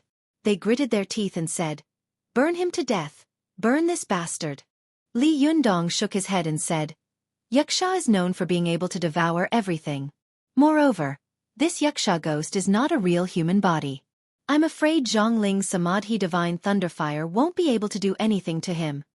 As he spoke, Xinxiu suddenly laughed wildly. His body was much stronger than before, as if he had absorbed the power of the Samadhi Divine Fire. Everyone was shocked and said in shock, "This is impossible. The Samadhi divine fire burns everything. Why can this yaksha ghost swallow and absorb it?" Zhang Ling's expression also changed greatly. She shouted sternly, "What kind of monster are you? How can you swallow my Samadhi divine fire?" As soon as she finished speaking, Xinyan, who was beside her, suddenly chanted the name of Buddha. "Amitabha, please allow me to say something." Zhang Ling turned her head and sneered. "What do you want to say?" Xinyan smiled slightly and said, "Fellow Taoists of the Chinese cultivation world, my disciple Xinxiu is neither a demon nor a ghost, nor is he a heretic. He is the guardian Vajra of Mount Koya, the successor of Yaksha of the demigods and semi-devils. He is a Buddhist guardian spirit. How can he be a demon?" Then Xinyan said loudly, "Zhenren Zhang, although your Samadhi true fire is powerful, it can't do anything to the guardian Buddha. Moreover, this is a fair cultivation fight. It's a matter between the younger generation. Zhenren Zhang, as an elder, why are you interfering in it? Is it because you lost and became angry out of shame? I don't think the dignified Zhengyi school is so narrow-minded, right?" Zhang Ling glared at Xinyan. She thought to herself, "This Japanese guy is right. If I also lose, then our Zhengyi school will suffer a great loss this time." Thinking of this, the boiling flames on Zhang Ling's face slowly subsided. She turned her head and said coldly, "Which cultivator is willing to fight with this Xinxiu?" At this time, everyone saw that Xinxiu, a ferocious-looking yaksha, had even swallowed Zhang Ling's Samadhi divine fire. For a moment, they were all afraid and looked at each other in dismay. Seeing this, Xinxiu sneered and said, "Humph, you want to come up? Are you afraid?" Everyone was provoked by him and was furious. Among them, Wang Ling stood up and shouted, "I'll do it." The cultivators of the Zhengyi school shouted, "Xixiang Wang, teach this arrogant guy a good lesson." Zhang Ling glanced at him and nodded secretly. She whispered to him, "Yaksha is very strong. Don't get close to him, and don't hit him with magic. This yaksha is the guardian of the mountain.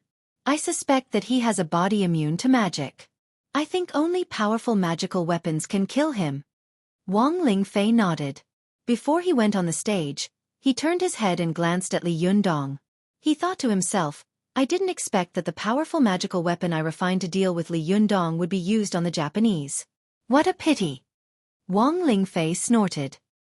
He walked to the field and took out a short sword that was only half a foot long from his back. Everyone saw that the short sword was red all over. It was shorter than a long sword but much longer than a dagger. Other than that, there didn't seem to be anything special about it. When Xinxiu saw this, he laughed and said, "Such a short sword. Your 3 sovereign swords and 7-star treasure swords are already mine, and now you want to give me another one?" Wang Lingfei was not angry. He looked at Xinxiu coldly and said, "What powerful magical weapon do you have? Just take it out. Let's fight." Xinxiu sneered and said, "Why would I use a powerful magical weapon to fight with you?" Wang Lingfei laughed angrily and said, "Okay. Don't blame me for bullying you." After that, he suddenly turned into lightning and pounced on Xinxiu. He held the short sword in his hand and stabbed it at Xinxiu like lightning and thunder. Zhang Ling was shocked. She couldn't help stomping her feet and saying, "Damn it, didn't I tell him not to get close to me?" As the saying goes, an inch longer, an inch stronger, and an inch shorter, an inch more dangerous. Wang Lingfei brandished his short sword, and like an all-pervasive mercury, he sprayed it toward Xinxiu. A mass of silver light danced among the crowd, almost covering Xinxiu's entire body. Even Wang Lingfei's own figure was covered by the silver light, faintly discernible. Some people recognized this move and nodded secretly, saying, "What a good move." However, this yaksha's strength is great. Why do you want to fight with him in close combat? Isn't it better to compete with powerful magical weapons? Just as everyone was wondering, Xinxiu suddenly roared and clapped his hands. His 2 palms hit the dagger in Wang Lingfei's hand. He laughed wildly and said, "Let's see what else you can do." Wang Lingfei was not surprised, but happy. He sneered and shouted, "Sword Qi River!" Wang Lingfei suddenly moved. He split into 2, 2 into 3, and 3 into countless. There seemed to be countless Wang Lingfei in the field. Each of them held a short sword in their hands. The short swords in their hands emitted a dazzling red light, like a torrential river. Sword Qi soared into the sky and madly pierced toward Shenxiu from all directions without stopping. In the blink of an eye, Shenxiu was penetrated by thousands of blades. Blood immediately gushed out of his body. With a roar, he unconsciously released his hands. Wang Lingfei, who was among them, immediately glared at him, stepped forward quickly and shouted, "Got him!" The short sword in his hand immediately pierced into Shenxiu's chest. Seeing this, everyone was overjoyed and immediately cheered. Shenxiu roared, and countless black qi suddenly appeared in front of his chest. It quickly spread toward Wang Lingfei along the short sword in his hand. Wang Lingfei was shocked. Just as he was about to let go, he saw Shenxiu, whose chest had been pierced, laugh ferociously. He quickly pinched his fingers with both hands and shouted the trump card of Zhonyan Tantrism like a thunderstorm. Mantra of 9 words. Everyone saw that every time Xueqi shouted a word, he quickly made a handprint with his hands. These handprints were the Akalanatha print, the Great Golden Wheel print, the Outer Lion print, the Inner Lion print, the Outer Bind print, the Inner Bind print, the Wisdom Fist print, the Sun Wheel print, and the Aquarius print. Shenxiu quickly pinched the handprint, chanted the mantra, and shouted, "Lin, Bing, Dong, Shen, Jia, Shen, Lai, In, Qian." Wang Lingfei saw that the black fog quickly appeared in the air, enveloping him from top to bottom. He thought to himself, "Oh no!"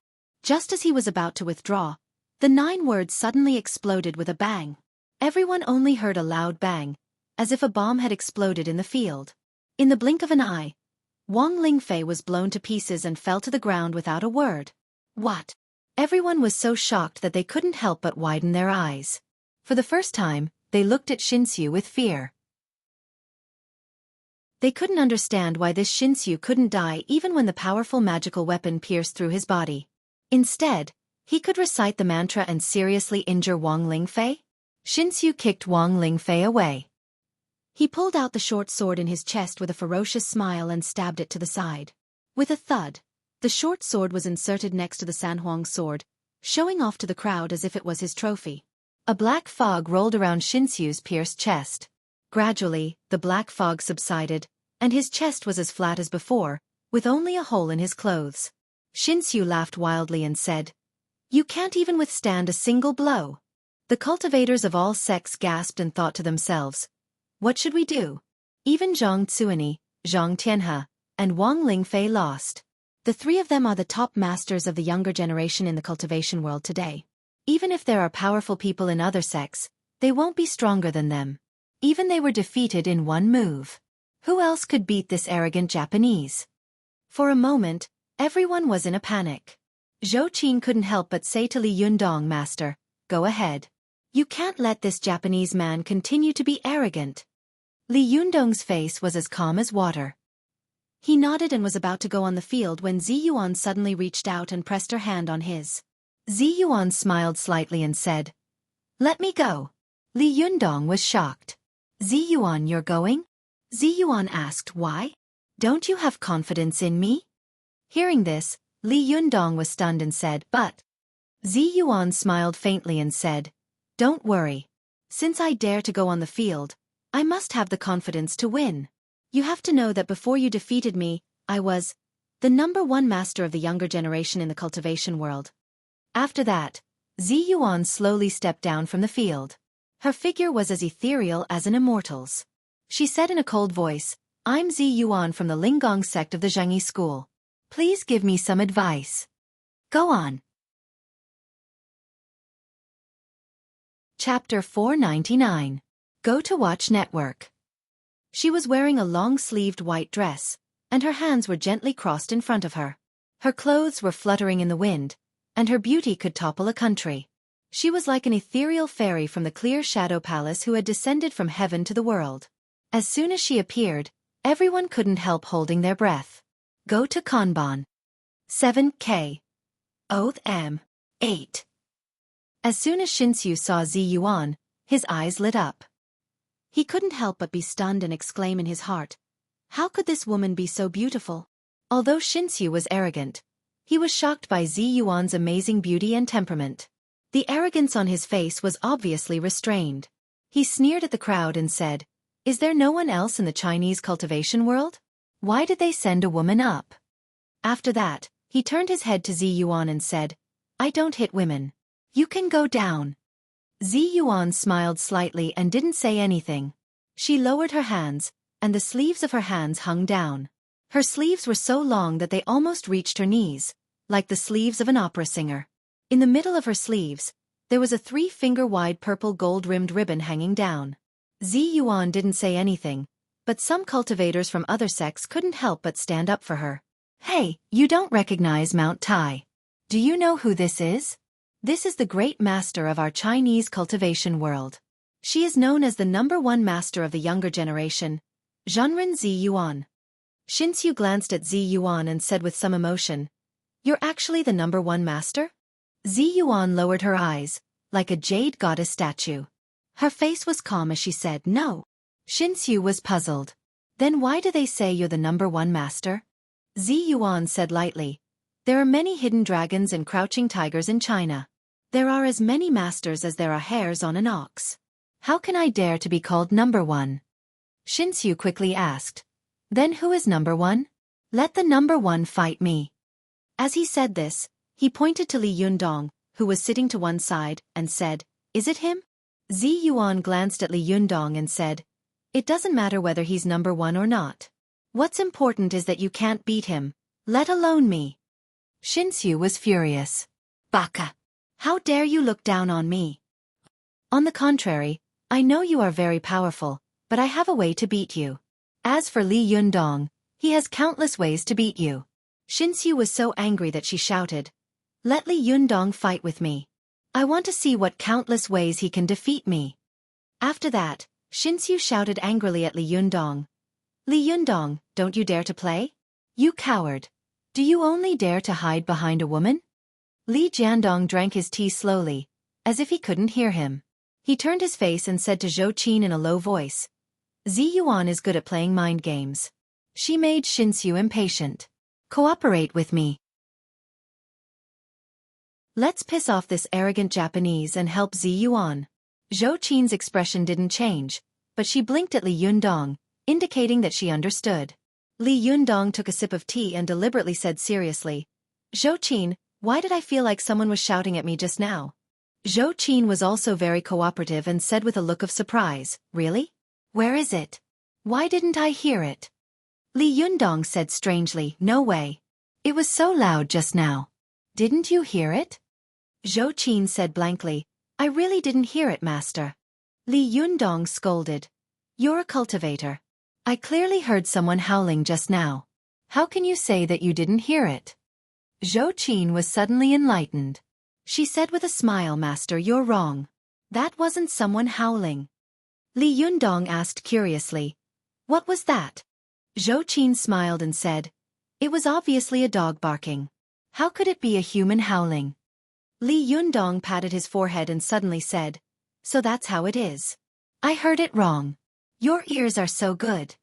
Everyone saw that the two of them were talking as if they were doing a crosstalk. There was no dirty word in their words, nor was there any name, but every word was scolding Xinxiu. They immediately burst out laughing. Xinxiu was not a fool. He was so angry that his face turned red. He said angrily to Li Yundong, Baka, I want to duel with you. If you have the guts, come up. I want to duel with you. Li Yundong still ignored him. He smiled and chatted with Zhou Qin while drinking tea. He said, Oh, it's winter. Whose dog isn't tied up? Why is it barking everywhere? Zhou Qin also smiled and said, Not only is it barking, but it's also biting people everywhere. Everyone laughed wildly. Xinxiu was so angry that the veins on his forehead were bulging. He cursed at Li Yundong in Japanese. Xinyan couldn't help frowning. He shouted in a deep voice, Xinxiu, you're here to fight, not to bicker. Xinyan's shout was like a blow to the head, shaking the teacups upstairs. Everyone suddenly felt a chill in their hearts. This old Japanese monk is so powerful. Xinyan's shout shook Xinxiu's whole body. Soon, the anger on his face dissipated, and his impetuous aura slowly calmed down. He glanced at Li Yundong and said, Li Yundong, let me ask you again. Do you dare to fight with me? Li Yundong glanced at Xinyan and thought to himself, This old monk is a discerning person. He turned to Xinxiu and said, "If you win against Zi Yuan, I'll fight with you." Xinxiu took a deep breath and turned his gaze back to Zi Yuan. "It seems that I have to fight with you?" Zi Yuan smiled faintly and said, "It seems so, unless you admit defeat and return the powerful magical weapons you stole." Xinxiu laughed and said, "How can I return what I stole? It's ridiculous. Come on, let me see what's so great about you, the number one in the world. Once I defeat you, I'll see what else you Chinese cultivators can do with your glib tongues." Zi Yuan smiled, as if she disdained to say anything more to Xinxiu. She put her hands in front of her and asked lightly, "Can we start?" Xinxiu snorted, and his whole body was surrounded by black qi. He said, "Come on." Zi Yuan nodded and said, "Okay." As she spoke, she suddenly moved and rushed to Xinxiu's side like a meteor. With a shake of her hands, the sleeves in her hands rushed toward Xinxiu like a continuous river. Xinxiu sneered in his heart. Without hesitation, he stretched out his hand and grabbed the sleeve. He exerted his strength and threw Zi Yuan to the ground in the same way as he had done in the last game. He shouted, "Get up!" The sleeve in Zi Yuan's hand was grabbed. Not only did she not dodge, but the purple and gold-rimmed ribbon in her sleeve quickly wrapped around Xinxiu's arm like a vine. As soon as Xinxiu exerted his strength, she flew up with this force. Her body lightly swept over Xinxiu's head, and the tip of her foot touched his head like a dragonfly skimming on the water. Everyone suddenly burst into laughter. Xinxiu was so angry that he grabbed the top of his head with his other hand. However, Zi Yuan's movements were extremely fast. Her body was like a swan flying across the ground, and she flew to the other side of him. At this time, a cultivator in the field asked in a low voice, "Why didn't Zi Yuan step on the top of this Japanese dog's head just now?" An experienced cultivator on the field shook his head and said, "This Japanese man is very strange. Zi Yuan might not be able to crush his opponent this time. Moreover, if she used too much force and lost her lightness, she would be caught by him. That would be troublesome. Look, don't ask. It's not without reason that Zi Yuan is known as the #1 master of the younger generation." Xinxiu saw that Zi Yuan's movements were astonishingly fast, and when she moved, she seemed to leave an afterimage. He reached out to grab her, and it seemed that he could catch her, but when he did, it was an afterimage. Xinxiu's reaction was extremely fast. He immediately pulled the purple ribbon wrapped around his hand with his other hand and released the black aura all over his body, which rushed toward Zi Yuan along the purple ribbon. However, Zi Yuan was not in a hurry. Her feet were either pointing or turning. Her body was either spinning lightly or bending her waist. Everyone could see that Zi Yuan was like a fairy dancing in the cold palace. She flicked her sleeves and walked like a cloud. For a moment, everyone was stunned. None of them had expected that this thrilling battle would be so elegant and ethereal, without a trace of murderous intent. Everyone felt that Zi Yuan did not seem to be fighting at this time. She was just dancing alone in the field, as if there was no one else around, cold and silent. Li Yundong was a little stunned. His eyes were fixed on Zi Yuan's pair of light and agile feet, and he sighed in his heart. They don't look like a pair of fairy feet that should step on the world of mortals, but a woman with such a pair of feet can only stagger through the thorns of the world of mortals. Li Yundong's heart skipped a beat, and he couldn't help but chant softly, "Her shape is like a graceful swan, like a swimming dragon. Glorious autumn chrysanthemum. Magnificent spring pine. It's like a light cloud covering the moon, drifting like the returning snow of the flowing wind." Everyone was stunned when they heard this. They all knew that Li Yundong's sentence was from Chao Zhi's Luo Shen Fu, and he was praising Luo Shen. When they heard this, they couldn't help cheering in their hearts. They felt that these two sentences were simply describing Zi Yuan. Zhou Qin, who was next to him, immediately said, "Looking from afar, she is as bright as the sun rising in the morning clouds. Looking closely, she is as bright as a lotus." Seeing that Zi Yuan had the upper hand, Su Chan couldn't help but feel happy. She said with a smile, "Thick and slender, short and suitable. Her shoulders are as thin as a knife, and her waist is as thin as silk. Her neck is long and her skin is white. Her beauty is unmatched, and her lead is unbearable. Her hair is in a bun, and her eyebrows are slender." At this time, Guan Hongling and the little foxes also smiled and continued the following words one by one. After Ling Yu finished chanting, Li Yundong continued with a smile, "Sigh at the unparalleled gourd, praise the solitude of Petunia. Raise your light gown, and stand still with your slender sleeves. Don't be as swift as a flying duck, float like a god, and take small steps like a mountain wave. Dust is born from your socks. After he finished chanting the last word, he saw Zi Yuan suddenly stop. She shook her hands, and the purple ribbon in her hands suddenly spread out like a waterfall. Her sleeves were still fluttering in the air, gently fluttering, like a wisp of quiet cloud floating and moving in the eyes of the people. At first, Xinxiu tried his best to pull Zi Yuan's purple ribbon, but the purple ribbon in Zi Yuan's hand seemed to be endless. He pulled 1 meter, another meter, 2 meters, and then another 2 meters. But the more he pulled, the faster Zi Yuan twisted. Like a spider weaving a web, thin silk wrapped around Xinxiu's body one by one, gradually making more and more ribbons on his body. When Zi Yuan completely stopped, he had already become a big dumpling. He had divine power and strange yin qi, but there was no place for him to use them. Xinxiu struggled angrily, but no matter how strong a person was, how could he break free from such a restraint? Xinxiu struggled a few times and found that the ribbon on his body didn't move at all. He said angrily, "You're cheating. I don't accept it." Zi Yuan smiled faintly. "You don't accept it?" Xinxiu said angrily, "Let go of me. Let's fight again." Zi Yuan smiled and said, "Okay." At this time, the cultivators of the Zhangyi school and the Qingqing sect shouted in alarm, "Zhenren Zi Yuan, don't let the tiger return to the mountain." But as soon as they finished speaking, Zi Yuan suddenly shook her arms, and the ribbons suddenly retracted. Xinxiu felt as if he had been pinched in the palm of a giant, and then squeezed hard. He suddenly screamed, and all the bones in his body cracked. Zi Yuan shook her wrist and threw Xinxiu high into the air. In the blink of an eye, the purple ribbon in her hand was completely collected. Xinxiu fell to the ground with a bang, bleeding from his 7 orifices and spitting blood foam from his mouth. Zi Yuan looked at him faintly and said, "As I said, I have a way to defeat you. This way is to overcome strength with softness. If you're not convinced, you can recover from your injuries and then go to Li Yundong to see if he has the countless ways I said to defeat you." At this time, everyone seemed to have woken up from a dream and burst into thunderous cheers. Tachibana Wakako, who had come with Xinxiu, cried out in alarm and rushed to Xinxiu. She checked Xinxiu's injuries and found that none of Xinxiu's bones were intact. Moreover, his internal organs had all been severely injured by the fierce pressure just now. Even if he recovered from his injuries, there would still be extremely serious sequelae. Tachibana Wakako couldn't help but blush. She stood up and shouted angrily at Zi Yuan, "How could you be so ruthless and beat Xinxiu like this? Damn it! I want to challenge you." Yeah. Chapter 500. Go to Watch Network.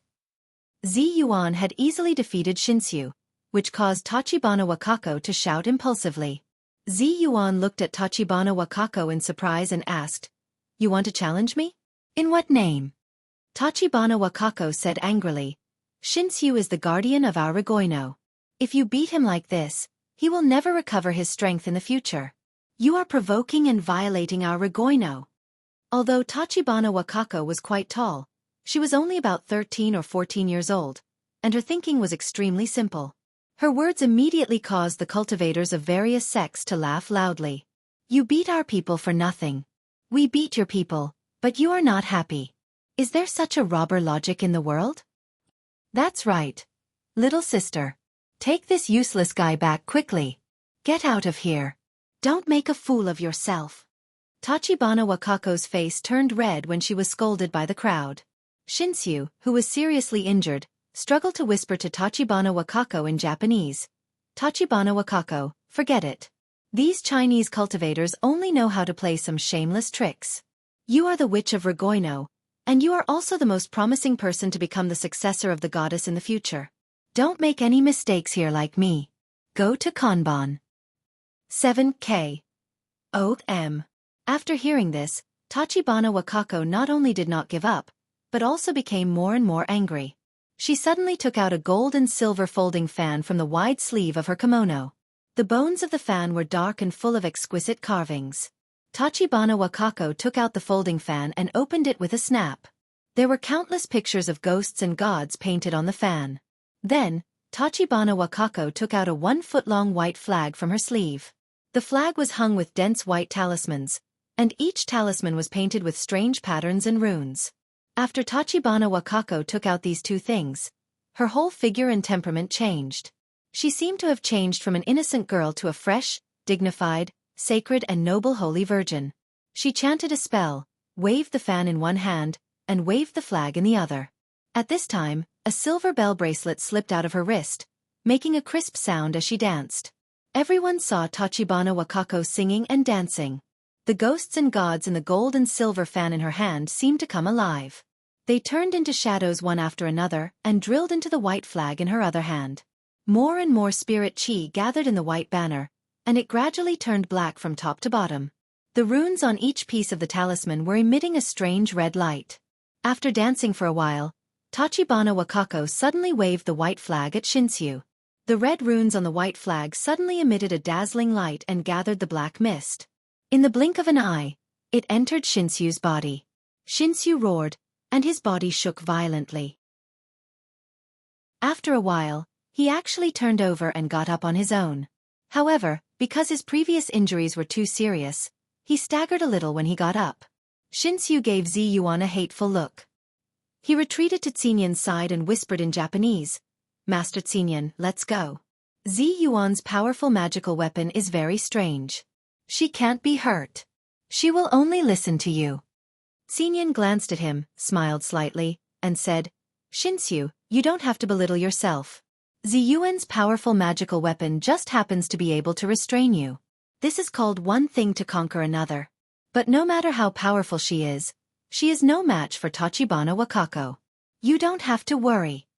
Shinsu frowned and said, "But..." Xinyan glanced at Shinsu unhappily and said, "What, are you questioning my words?" Shinsu's body trembled and he lowered his head. "Hey, I got it." After that, he stood behind Xinyan obediently, and his body also changed back to its original appearance. Everyone saw that after Tachibana Wakako's dance, Shinsu miraculously stood up again. They were secretly amazed.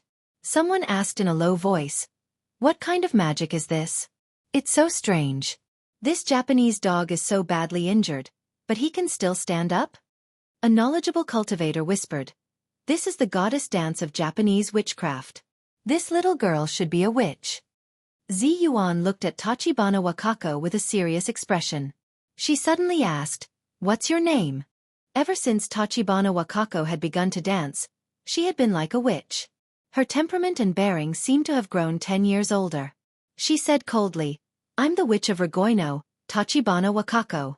Zi Yuan was slightly surprised. "Are you a witch of the Tachibana family?" Tachibana Wakako looked at Zi Yuan in surprise. "You actually know our Tachibana family?" Zi Yuan frowned slightly, and her eyes were full of vigilance, as if there was a terrible enemy standing in front of her. She said, "What is the witch of your Tachibana family doing here?" When Zhou Qin heard this, she couldn't help but say to Li Yundong, "Master, is this Tachibana Wakako very powerful?" Li Yundong nodded and said with a serious expression, "Japan is a very special country. This country has a strict hierarchy, and there is a great class division in surnames. There are 4 noble surnames in Japan, namely the Minamoto clan, the Taira clan, the Tachibana clan, and the Fujiwara clan. These 4 noble surnames represent the 4 great families. The Fujiwara clan is the surname of a minister in Japan, and it is the most traditional noble family.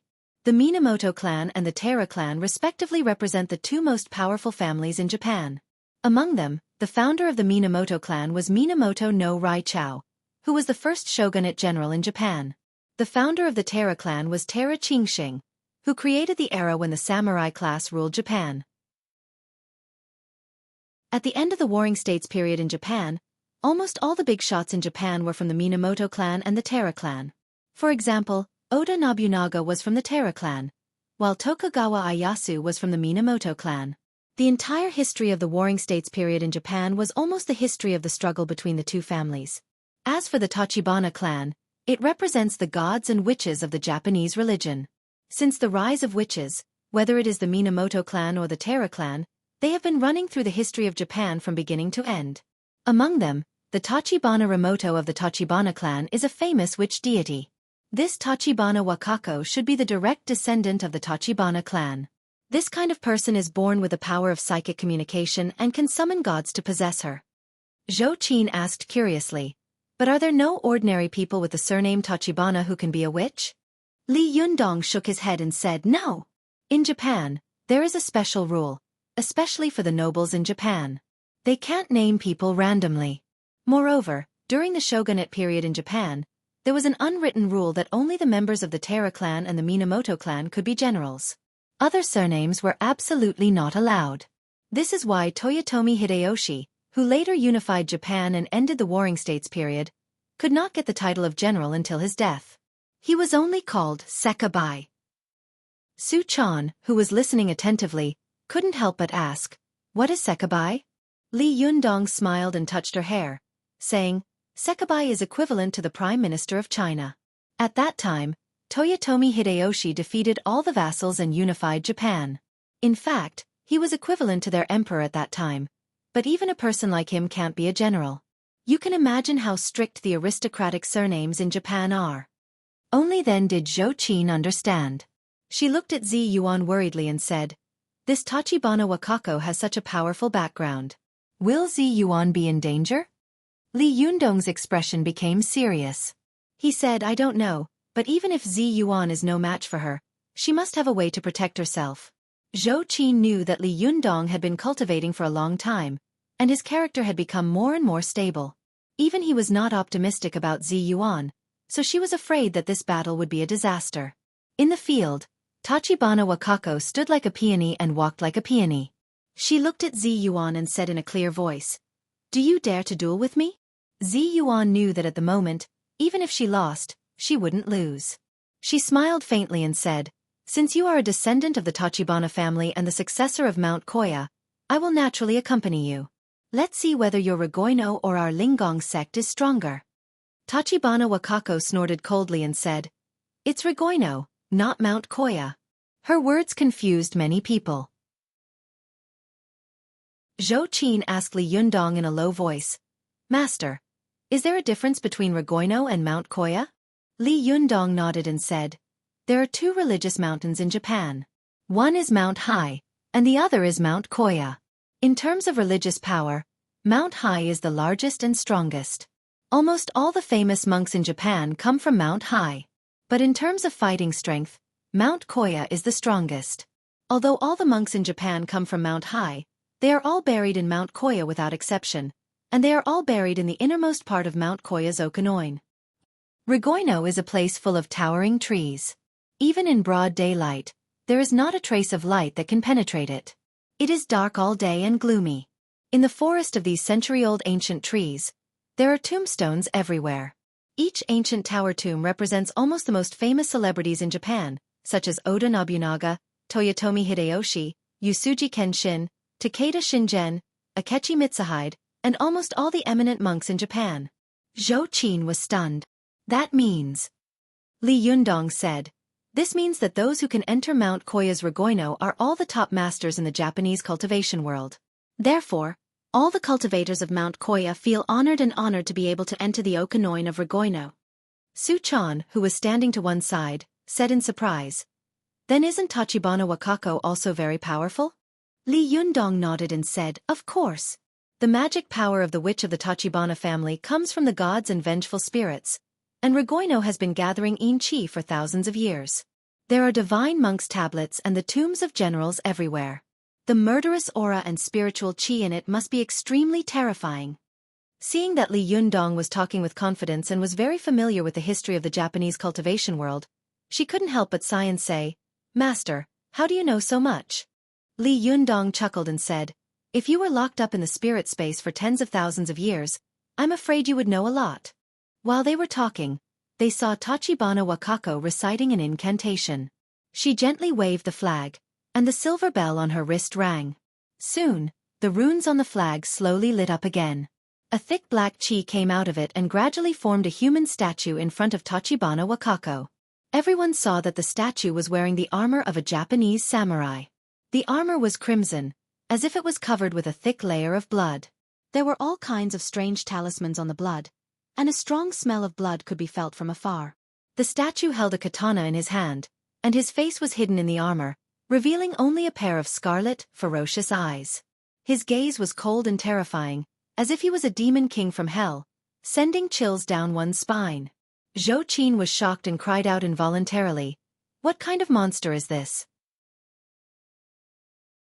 Li Yunyang took a closer look and saw that the various talismans hanging on the warrior's body were all Buddhist demon-subduing talismans.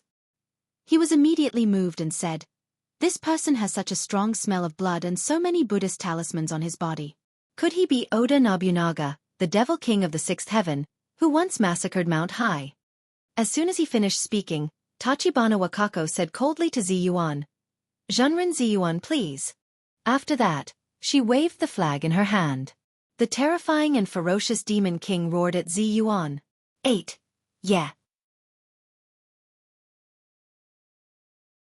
Chapter 501.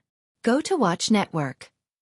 Seeing the terrifying devil king roaring and rushing toward her, Ziyuan did not panic. With a light tap of her feet, her figure was as light as a swan. She circled around the Een soul of the devil king of the sixth heaven and quickly wandered around. The purple ribbon in her hand was like silk, penetrating into the gap of the devil king's armor.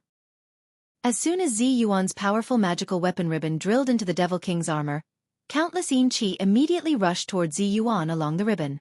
It was like a black poisonous snake crawling along a vine, which made people's hair stand on end at first glance. Ziyuan saw that the speed at which the black chi was spreading was extremely fast, almost twice as fast as that of Shinsu. She was secretly shocked and immediately shouted loudly. Zhenqi surged all over her body, and the purple ribbon in her hand was like a torrent of a raging river in an instant, fiercely surging toward the other party. In the blink of an eye, the devil king was firmly tied up. Ziyuan then shook her wrist and shouted, "Break!" With a bang, the devil king's armor was immediately torn apart by Ziyuan's purple ribbon. After the armor was dismantled, everyone saw that there was no one inside, only a mass of black mist that kept surging. In this mass of black mist, there were countless ferocious ghosts howling and hissing. The black mist kept twisting and howling, as if it was angrily reciting the incantation of hell at Ziyuan. Although Xueqi was not afraid of anything, she felt cold all over and her hair stood on end when she saw the scene in front of her. She even felt that if she were on the field, she would tremble all over and not be able to use half of her strength, let alone make a move. Xueqi couldn't help but whisper, "Why is this Oda Nobunaga so terrifying?" Oda Nobunaga is a famous daimyo in Japan. He has been fighting all his life. He once led troops to besiege Mount Hai, a sacred mountain in Japan, so his notoriety shook the entire Japanese cultivation world. Later, after his death, his tombstone was erected in Ragoino. The cultivators of Buddhism thought that his soul was too evil, so they added countless sealing talismans to suppress and curse him. Therefore, over the past hundreds of years, Oda Nobunaga's soul has become like this, full of resentment and all kinds of vicious curses. Anyone who fights with him will first be cursed by him, and their battle strength will be greatly reduced. Xueqi's face was full of fear. She said anxiously, "Fortunately, Ziyuan has already dealt with him." Li Yunyang frowned slightly and shook his head. "No, these evil spirits have gathered their power in Ragoino for hundreds of years. They can't be destroyed by powerful magical weapons and magic. It can even be said that they are immortal." While he was talking, he saw Tachibana Wakako wave the flag in her hand. The armor on the ground that had been torn apart by Ziyuan's powerful magical weapon actually closed up by itself and turned into a terrifying armored warrior again, staring at Ziyuan with ferocious eyes. Xueqi was shocked and couldn't help saying, "The devil has come back to life again. What should we do?" Ziyuan also frowned slightly, and the purple ribbon in her hand went back into her sleeve. She stared at Oda Nobunaga's soul and frowned, as if she was thinking of a way to deal with it. While she was thinking, she saw Tachibana Wakako waving the flag again and chanting a spell. Soon, the flag in her hand surged with black mist, and another black armored warrior appeared in front of her. This black armored warrior was wearing heavy armor and a sharp helmet. He was holding a Kiku character samurai sword in his hand, and there was a long military flag on his back. There were 4 majestic Chinese characters written on the military flag. Fenglin Fire Mountain. As soon as the black armored warrior appeared, a terrible sense of oppression came over them, forming a sharp contrast with Oda Nobunaga, who had an extremely strong Een chi.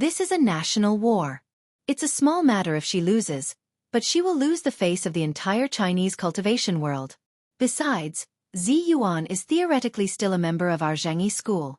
At this time, in the face of the national war, national affairs should be the most important. Under national affairs, the sect should be the most important, and personal grievances should be the most important. I didn't expect you to say such a thing. Have all the books you read gone into a dog's stomach? Zhou Ping's face immediately turned red from the scolding, but she didn't dare to refute. She looked at Zi Yuan with hatred, lowered her head, and stopped talking. At this time, everyone was looking at the field with concern. No one noticed the conversation between Zhou Ping and Zhang Ling. When Tachibana Wakako saw that Zi Yuan had broken the joint attack of her two undead fighting souls, a trace of surprise appeared on her face. She said, "Not bad. You deserve to be the #1 person in the Chinese cultivation world. You have some skills." As she spoke, she recited a spell again. The two armored warriors who had been crushed by Zi Yuan gathered together again, and then another undead fighting soul appeared next to them. Everyone saw that this person was different from the previous two war souls. He was not wearing armor, but only a white Ronin's clothes. However, his clothes were torn and blood-stained. His body was full of spears and swords, making him look like a hedgehog. In front of him, there were 7 swords of different lengths. Each sword was chipped, as if it had gone through countless battles. It was as if it had gone through countless battles, exuding a fierce and heroic aura. As soon as Zhou Qin saw the undead appear, her heart suddenly seemed to be pinched by a pair of invisible hands, and it almost stopped beating. A sharp, murderous aura, which was almost tangible, forced her to subconsciously want to escape. Zhou Qin couldn't help but ask in surprise, "What kind of monster is this?" Li Yunyang frowned and said, "This is General Ashikaga Yashiteru, who has the best swordsmanship among all the generals in the Japanese campaign. It is said that before he died, he fought against the rebel army alone. He resisted the rebel army's repeated attacks for 3 hours, and 7 swords were missing. In the end, he died of exhaustion." As he spoke, he saw the long sword in front of the undead buzzing. It jumped up by itself and floated in the air. The sharp blade pointed straight at Zi Yuan, ready to attack, and full of murderous intent. Zhou Qin couldn't help but take a deep breath. She said, "There's another one. What should we do? Can Zi Yuan defeat her opponent?" Li Yunyang's face was solemn. He shook his head slightly and said, "This Tachibana Wakako's spiritual energy comes from the power of the flag itself. As long as she has the blood of the Tachibana family, she can use it. The power of this magical item comes from the power of obsession formed by the generals and eminent monks buried here for hundreds of years in Mount Ragoya. This power is no small matter. It is as difficult as ascending to heaven to exhaust it." Zhou Qin asked worriedly, "Master, what if we can't beat it head-on?" Li Yunyang said without hesitation, "It's simple. Go straight ahead and capture the leader first. Even if he has thousands of war soul undead, I don't care. I just need to rush to the opponent and take the life of the caster." When Li Yunyang said this, Zi Yuan, who was in the field, seemed to have a tacit understanding. She suddenly moved and rushed toward Tachibana Wakako like lightning without waiting for her to take the initiative to attack. As soon as she moved, the 3 war soul undead roared and pounced on Zi Yuan. Everyone saw that Zi Yuan's figure was like a swimming dragon or a flying phoenix. Although the 3 souls of the dead were fierce and murderous, everywhere they passed was like a fierce hell, and the air was full of the pungent smell of blood. However, Zi Yuan was like a fairy rushing into the battlefield of hell. Her feet were not stained with blood at all, and her clothes were fluttering without a trace of murderous intent. Under the joint attack of the 3 undead, Zi Yuan's steps were ethereal, and her figure was like an afterimage. Everyone saw that every time the long saber of the undead was about to hit Zi Yuan, she could always turn around and bend her waist in an incredible way. It was thrilling and wonderful to dodge. Everyone's heart was beating wildly and their blood was boiling. Zi Yuan's figure was entangled with the 3 undead for a while. The 9th heaven Zi Yuan's silk in her hand had unknowingly completed the layout and tied the 3 undead together. Zi Yuan shouted, "Break again!" With a few clangs, the sound of sharp blades cutting steel rang out, and the 3 undead were instantly cut into pieces by Zi Yuan. But at this time, Zi Yuan's figure did not stop.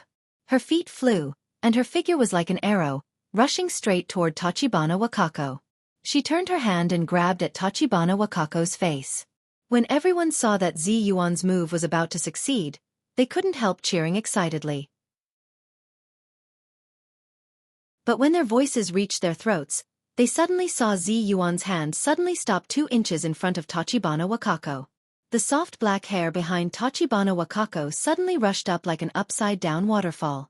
A witch in a white dress and a red dress appeared out of thin air in front of her. This witch was about 2 meters tall and extremely beautiful. There was a white light condensed like a knife in her eyes. Her face was cold, and her whole body exuded an awe-inspiring and inviolable pressure. The witch looked down at Zi Yuan condescendingly and shouted in a voice that shook the surroundings. "How dare a little mortal offend the gods of my Tachibana family? You're courting death." After that, she turned her wrist and patted the top of Zi Yuan's head. At this time, Zi Yuan's whole body was enveloped by the power emitted by the powerful witch goddess. She only felt that her opponent's power was like a majestic monstrous wave, crashing down on her head and face, and with an unstoppable might, the black mass pounced on her. Vote recommendation, previous page. Next page, error report if you like. Please click here to add Raising a Fox at Home to your bookshelf, so that you can read the latest chapters and updates of Raising a Fox at Home in the future.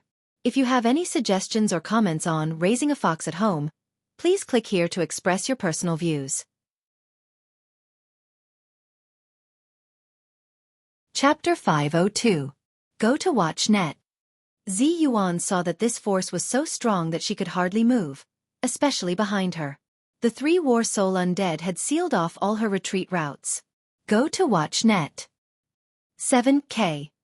Oath M. Everyone saw that all directions around Zi Yuan had been blocked by the other party, and she was almost in a dead end. They all cried out in horror and stood up at once. Li Jiandong's eyes also suddenly burst into a bright light. He stood up with a rub, and the zhenqi in his body was about to burst out at any time. Just as Zi Yuan was in a desperate situation, unable to advance or retreat, the 9th heaven Zi Yuan's silk in her hand suddenly spun under her feet like a sharp sword, cutting a hole in the floor.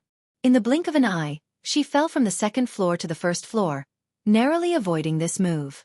No one had expected that Zi Yuan would be able to think of such a way to escape. They immediately burst into thunderous cheers.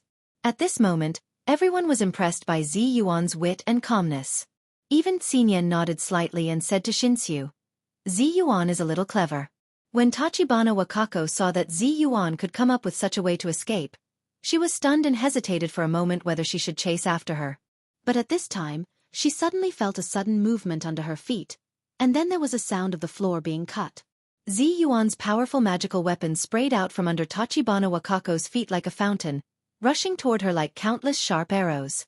Tachibana Wakako was furious. Her body suddenly floated into the air and she waved the flag in her hand down. In an instant, the tip of the purple silk was as sharp as a drill, and it stopped in front of her. It kept trembling and struggling, but it could no longer move an inch forward. Tachibana Wakako raised her eyebrows, and her whole body was full of inviolable pressure. She said sternly, "You're courting death." She waved the flag in her hand toward the round hole that had been drilled under her feet, and countless ghosts emerged from the flag and rushed toward Zi Yuan downstairs.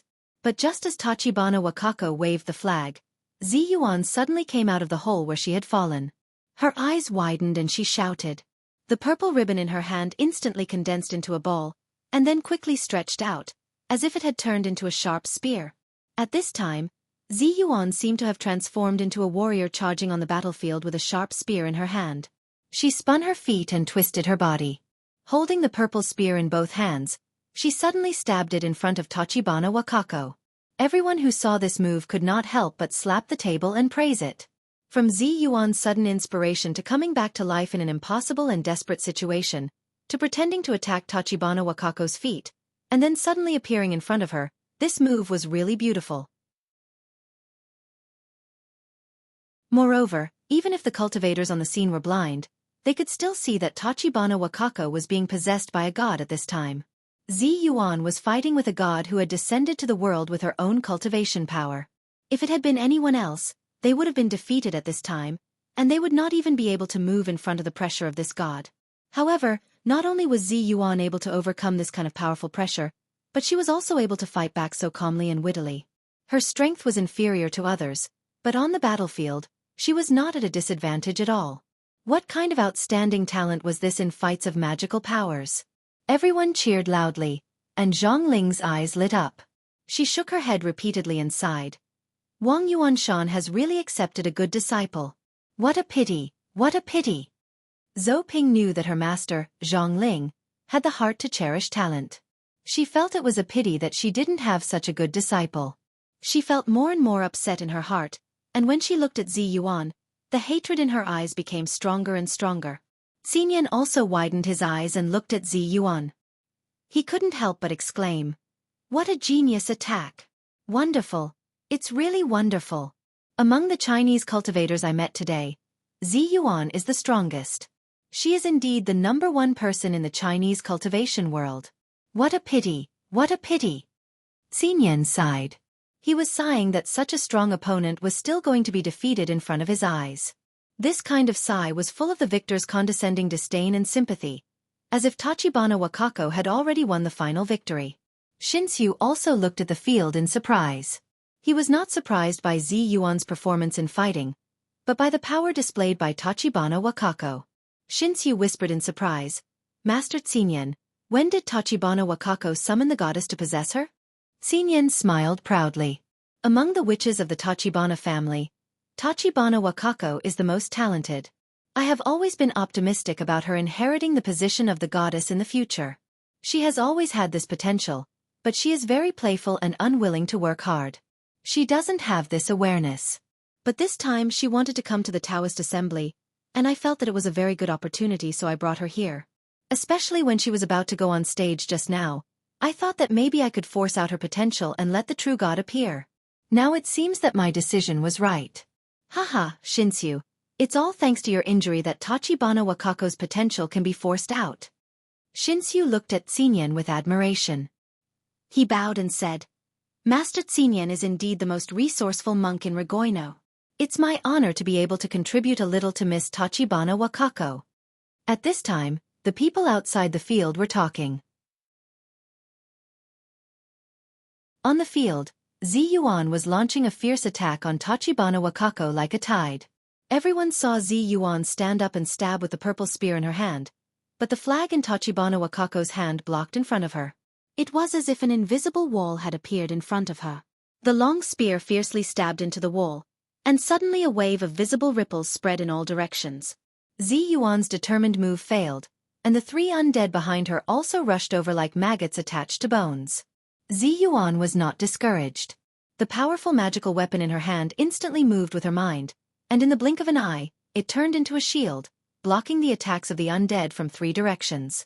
At the moment of blocking, Zi Yuan controlled the powerful magical weapon in her hand and shook it fiercely. The ribbon was like a raging wave, and it pushed the 3 fighting souls away.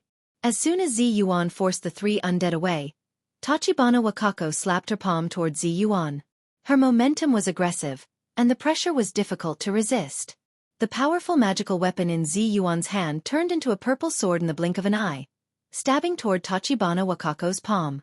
Tachibana Wakako saw that although Zi Yuan's powerful magical weapon was made of silk, the sharp tip of the sword was full of murderous intent and went straight to the bone.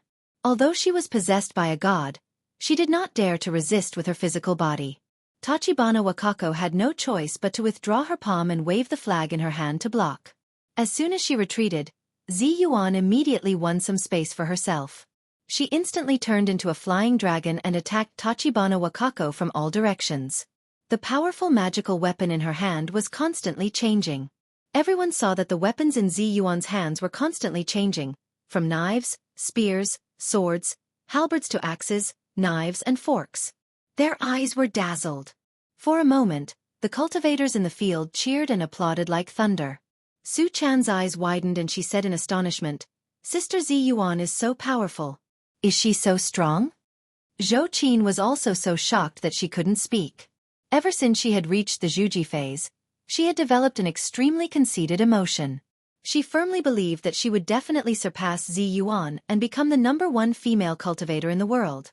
Especially in the previous battle, although Zhou Qin had been seriously injured, she felt that it was a proud battle for her to defeat the strong with the weak. But at this time, Zhou Qin saw that Zi Yuan was fighting against Tachibana Wakako with the weak. her calmness and wit, her strategy to adapt to changes, and her control of the powerful magical weapon, especially her use of the powerful magical weapon in close combat, were really wonderful, which was amazing. Genius! No matter how proud and conceited Xueqi was, in the face of such a Zi Yuan, she had to admit, she is really a genius. The little foxes also widened their eyes and looked at the field. Most of them had heard of Zi Yuan's name, but although she was usually a little cold, because of her relationship with Li Yundong, they felt that Zi Yuan was also very easy to get along with. She was an elegant and modest woman, not like a great cultivator at all, let alone a master who was proficient in fighting. But only now did they know that Zi Yuan was so strong. The little foxes couldn't help thinking, could it be that the last time Zi Yuan lost to leader, was it because she let him win? Otherwise, based on Zi Yuan's current performance, how could the leader have defeated her at that time? Su Chan was surprised and delighted to see that Zi Yuan had the upper hand against the strong. She pulled Li Yundong's sleeve and said, "Yundong, is Sister Zi Yuan going to win?" But Li Yundong frowned and shook his head. On the contrary, Zi Yuan has lost. Hearing this, Su Chan and the others were shocked and quickly asked, why? Zi Yuan has already beaten Tachibana Wakako so hard that she can't fight back. Li Yundong said in a deep voice, that's because Zi Yuan knows that she is in a weak position, so she has to take the initiative to attack. This is the last resort. Su Chan asked curiously, why? If you are weak, shouldn't you defend and fight back? Li Yundong shook his head and said, no. As the saying goes, fighting is like using a weapon, and the art of war is like flowing water, invisible and changing. Only by making it impossible for the opponent to find a trace of it is the best way to fight. During the Three Kingdoms period, Shu was the weakest, but Zhuge Liang's national policy for Shu was that the weaker they were, the more they had to take the initiative to attack. They had to ignite the flames of war in the territory of other countries, so that other countries would not have the energy to take the initiative to attack them. Because once these countries that were stronger than them recovered and took the initiative to attack them, it would be like the pressure of Mount Tai, and it would be difficult for them to resist. That's why Zhuge Liang left Qishan 6 times, and then Jiang Wei invaded the Central Plains 9 times. Zhou Qin listened carefully. She was like a beginner who had suddenly entered a strange world. She eagerly learned and absorbed all the knowledge related to fighting. She asked, is Zi Yuan attacking desperately at this time so that Tachibana Wakako won't be able to use her full strength? Li Yundong nodded and said, that's right. But after a long attack, Zi Yuan gradually lost her sharpness. Moreover, her attacks looked fierce, but she couldn't hit her opponent once, let alone hit her opponent's vital parts. And if Tachibana Wakako hits Zi Yuan, it will be over. Zhou Qin sighed and said, in the end, it's still a matter of the gap in strength. Li Yundong's face was solemn. At this time, Tachibana Wakako is possessed by a god, and her strength is several times stronger than Zi Yuan's. If it were anyone else, I'm afraid that they would have surrendered long ago and lost without fighting. But Zi Yuan can fight like this with an absolute disadvantage. It's really amazing. While they were talking, the situation on the field had become more and more obvious. Zi Yuan's offensive had been greatly weakened, but the 3 war souls controlled by Tachibana Wakako were becoming more and more ferocious. Every time they were repelled by Zi Yuan, the speed of their counterattack was getting faster and faster. Zi Yuan was almost unable to attack Tachibana Wakako at all. At this time, even a blind man could see that Zi Yuan was bound to lose. All of their hearts were heavy.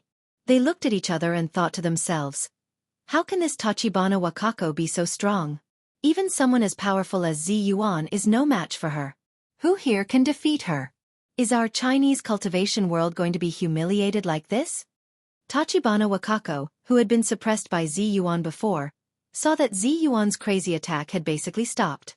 This fairy, who was as quiet and elegant as a fairy, was also a little out of breath at this time. Her hair was messy, and it was obvious that her zhenqi was running out. Tachibana Wakako smiled coldly and said, it's time to end it. After that, she flipped her left hand and waved the flag in her hand. A thick black fog rushed out of the flag. One after another, ferocious undead appeared in the black fog. It was like a black undead chi wall, blocking all the ways in front of Zi Yuan and pushing it toward her. Behind Zi Yuan, the 3 undead fighting souls also pounced on her from behind. Another jumped high to prevent Zi Yuan from escaping from above.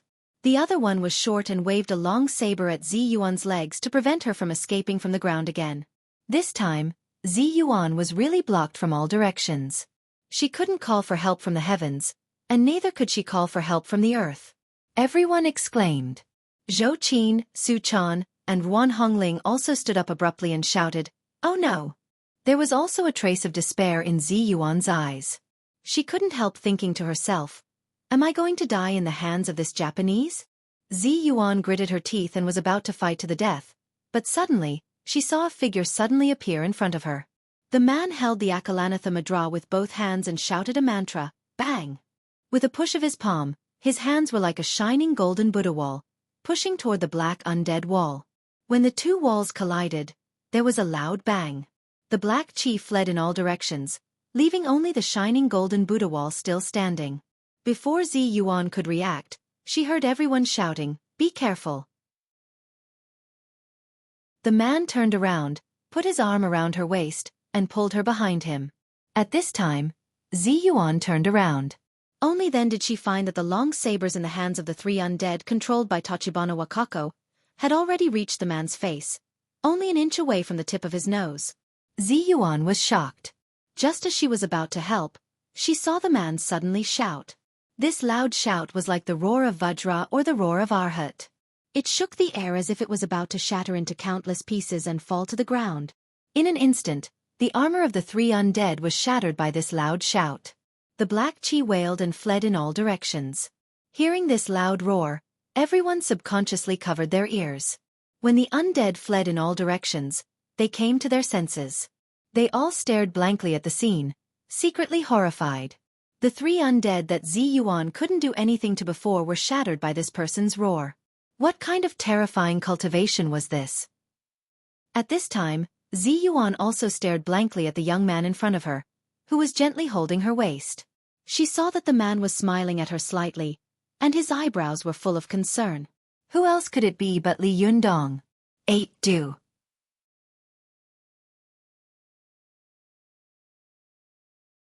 Chapter 503. Go to watch net. Zi Yuan stared at Li Yundong in a daze. This boy was like a towering mountain standing in front of her, able to shelter her from the wind and rain, able to stand tall and support the sky. Once upon a time, he would ask all kinds of questions about cultivation, and once upon a time, he would scoff at his immaturity and childishness. Watch net. 7K. O-. But now, he had grown into such a powerful cultivator. The vengeful spirits that he had been fighting for so long were scattered by his aura with a single roar. At this moment, Zi Yuan thought of her master. Back then, her master had been so powerful and reliable. It was as if she could feel warmth and peace of mind just by looking at his back. With him around, the sky would not collapse. Li Yundong looked at Zi Yuan with concern. He saw that the fairy-like woman was staring at him in a daze. He thought that Zi Yuan had been injured somewhere, so he asked with concern, "Zi Yuan, are you okay? Where are you hurt?" Only then did Zi Yuan wake up as if she had just woken up from a dream. She quickly looked around and saw that everyone was staring at the two of them in a daze. Zi Yuan blushed and said in a low voice, "Let go of me." Only then did Li Yundong realize that it was inappropriate for him to hold Zi Yuan in front of everyone like this. He coughed dryly and immediately let go of her waist, his expression a little unnatural. But at this time, everyone only noticed that Li Jiandong had easily resolved Tachibana Wakako's fierce attack, but they didn't notice Zi Yuan's expression. Tachibana Wakako looked at him in surprise and shouted, "It's you? Haven't you already withdrawn from the Taoist assembly? How do you know the Mahamudra Kung Fu of our Zhenyan Tantrism?" Li Yundong glanced at her faintly and asked instead of answering, "Aren't you Japanese? It's already an exception for Master Wan to let you participate in the Taoist assembly. Why do you Japanese cultivators want to make trouble at the Taoist assembly of our Chinese cultivation world?" At this time, Tachibana Wakako was already possessed by a god, and her personality had changed greatly. Her previous innocence had long disappeared, replaced by the arrogance and conceit of the witch goddess of the Tachibana family. She sneered and said, "Just now, these cultivators treated you like this, and now you actually stand up for them?" Li Yundong glanced at the people present and saw that most of them looked ashamed. He smiled slightly and said, "I'm not standing up for them. I'm just standing up for Zi Yuan and the Chinese cultivation world. Moreover, I seem to have heard you once say that there are no masters in the Chinese cultivation world, right? There is such a saying, right? Tachibana Wakako laughed and said, isn't it? Even Zi Yuan, who is known as the #1 cultivator in the cultivation world, is no match for me. Does anyone still dare to come up? As she spoke, she looked disdainfully at the crowd with a proud and arrogant expression. Although the cultivators of the various sects were angry, the power that Tachibana Wakako had shown just now was at the level of a great cultivator. It was not something they could deal with at all. Even Zhang Ling was worried and thought to herself, this Tachibana Wakako is young, but her fighting strength is so strong.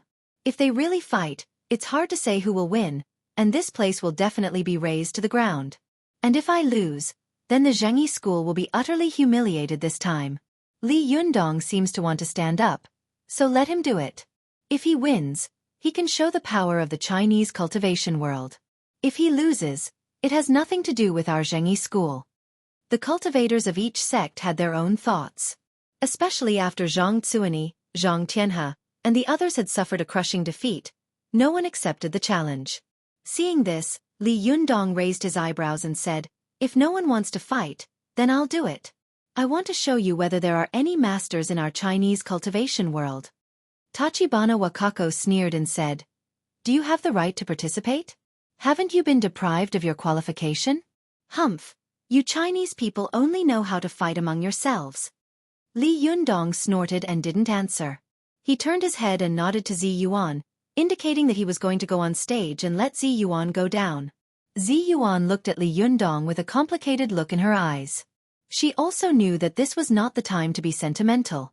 She nodded and said with concern, you have to be careful. She is really strong, and I don't think she used her full strength just now. Li Yundong nodded slightly and smiled at Zi Yuan, indicating that she could rest assured. After seeing Zi Yuan sit back down, he cupped his hands to Wang Jinyuan and said, Master Wan, according to the rules of the Taoist Assembly, can I go on stage now? Wang Jinyuan had been silently watching the situation. At this time, when he heard Li Yundong ask him, he coughed and said, since the Japanese don't abide by the rules, why should we abide by the rules? When the crowd heard this, they immediately shouted, that's right. It's fine that you Japanese came uninvited, but you even started a fight. Do you really think that there is no one in our cultivation world? Zhanren Li, teach these Japanese a lesson. Zhanren Li, it's up to you. Hearing this, Tachibana Wakako sneered. She glanced at the crowd coldly and said with a sneer, you Chinese cultivators treated him like an enemy just now. Now, it's as if you've seen your savior. I'm ashamed for you. When the crowd heard this, they felt ashamed in their hearts. Those who had scolded Li Yundong before were even more ashamed. Seeing this, Li Yundong said in a clear voice, how they treat me is our own business in the Chinese cultivation world. It's not your turn to point fingers at us, and it's not your turn to comment. Hearing this, Tachibana Wakako was stunned. She said angrily, then let me ask you, why do you know the Mahamudra Kung Fu of our Zhenyan Tantrism? Did you learn it secretly? When Li Yundong heard this, he burst out laughing, as if he had heard the most incredible joke in the world. Tachibana Wakako said angrily, be ****, what are you laughing at? Li Yundong laughed and said, the disciple said that the master's kung fu was secretly learned from the disciple. Isn't this joke ridiculous? What a joke! Tachibana Wakako's face was as cold as frost, and her eyes were filled with murderous intent. Our Zhenyan Tantrism was founded by Master Hirofa in the 7th year of Hongren, that is, 816 AD. At that time, there was the mantra Mahamudra Kung Fu. How dare you say that we secretly learned it from you? Li Yundong laughed and said, then do you know the origin of Master Hirofa, who his master is, and where he learned the mantra secret method? When Xinyan heard this, he thought to himself, oh no, Tachibana Wakako is now possessed by the spirit of the Tachibana witch and is not good at arguing. Why did she bring up this topic? Isn't this asking for trouble? Just as Xinyan was about to change the topic, Li Yundong said in a clear voice, as the successor of Zhenyan Tantrism and the witch of Mount Koya, you don't know the origin of the ancestor, nor do you know the origin of your kung fu? This is ridiculous. Li Yundong said with confidence. Let me tell you. The founder of Mount Koya's Zhenyan Tantrism, Master Hirofa, was born in Pingfengpu, Hongtian Township, Todu County, Japan, which is now Shantongji City, Kagawa Prefecture, Shikoku Island. His father is Duke Zabo, and his mother is Ah Dao. Am I right? Tachibana Wakako said angrily, don't I know? Do I need you to teach me? Li Yundong glanced at her sideways, smiled slightly, and said, Master Hirofa has been intelligent since he was a child. When he was 5 or 6 years old, he had a reputation as a child prodigy. At the age of 15, he entered the capital, Nagaoka, and followed his uncle, Ah Dao, to learn Chinese articles such as the Analects of Confucius, the Book of Filial Piety, and historical biography. At the age of 18, he entered the Ming Classics Department of Beijing University and studied Mao poetry and other classics in history. He also devoted himself to creating a book that explained the relationship between Buddhism, Taoism, and Confucianism, that is, Taoism, Buddhism and Confucianism. Tachibana Wakako was impatient.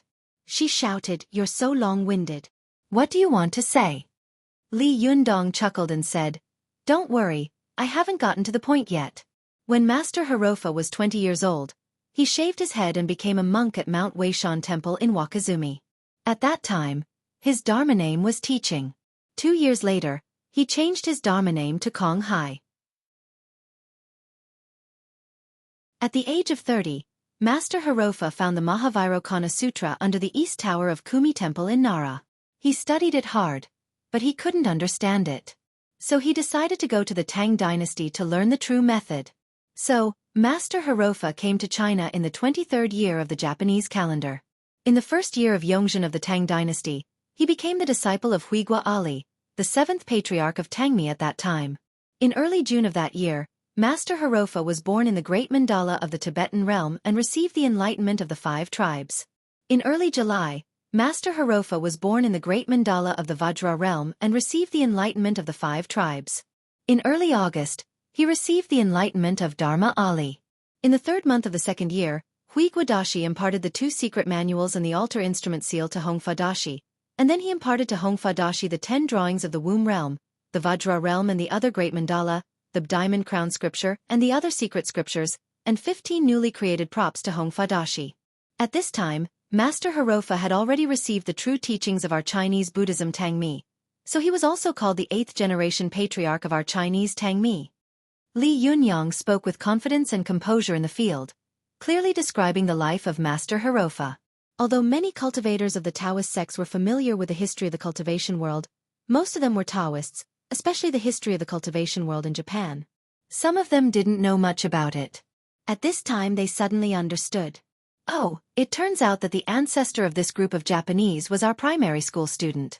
Some people laughed loudly and said, Japanese, you learned your kung fu from us. What are you so proud of? Tachibana Wakako was a little dazed when she heard this, and her face seemed to be covered with a layer of frost. Xinyan felt bad in his heart. He chanted the name of Buddha and said loudly, Zhenren Li, what you said before was right. But after Master Huigua Ali passed on the true method to Master Hirofa, Emperor Wuzong of the Tang dynasty began to promote Taoism and prohibit Buddhism. Taoism flourished, but Buddhism encountered a disaster. From then on, Zhenyan Tantrism declined in the Tang dynasty and disappeared in China. Instead, it flourished in Mount Koya in Japan. Your Chinese cultivation world has always known internal strife, but you don't know how to cherish it. We have helped you preserve your inheritance to this day. Don't you know how to thank us? Li Yundong smiled coldly and said loudly, Oda Nobunaga during the Warring States period of Japan once burned Mount High. He ordered his army to kill anyone they saw. Whether it was civil or military monks, women, children, or some heads could be reported to him. The slightly beautiful women and children were left to reward the army, and the rest were all killed.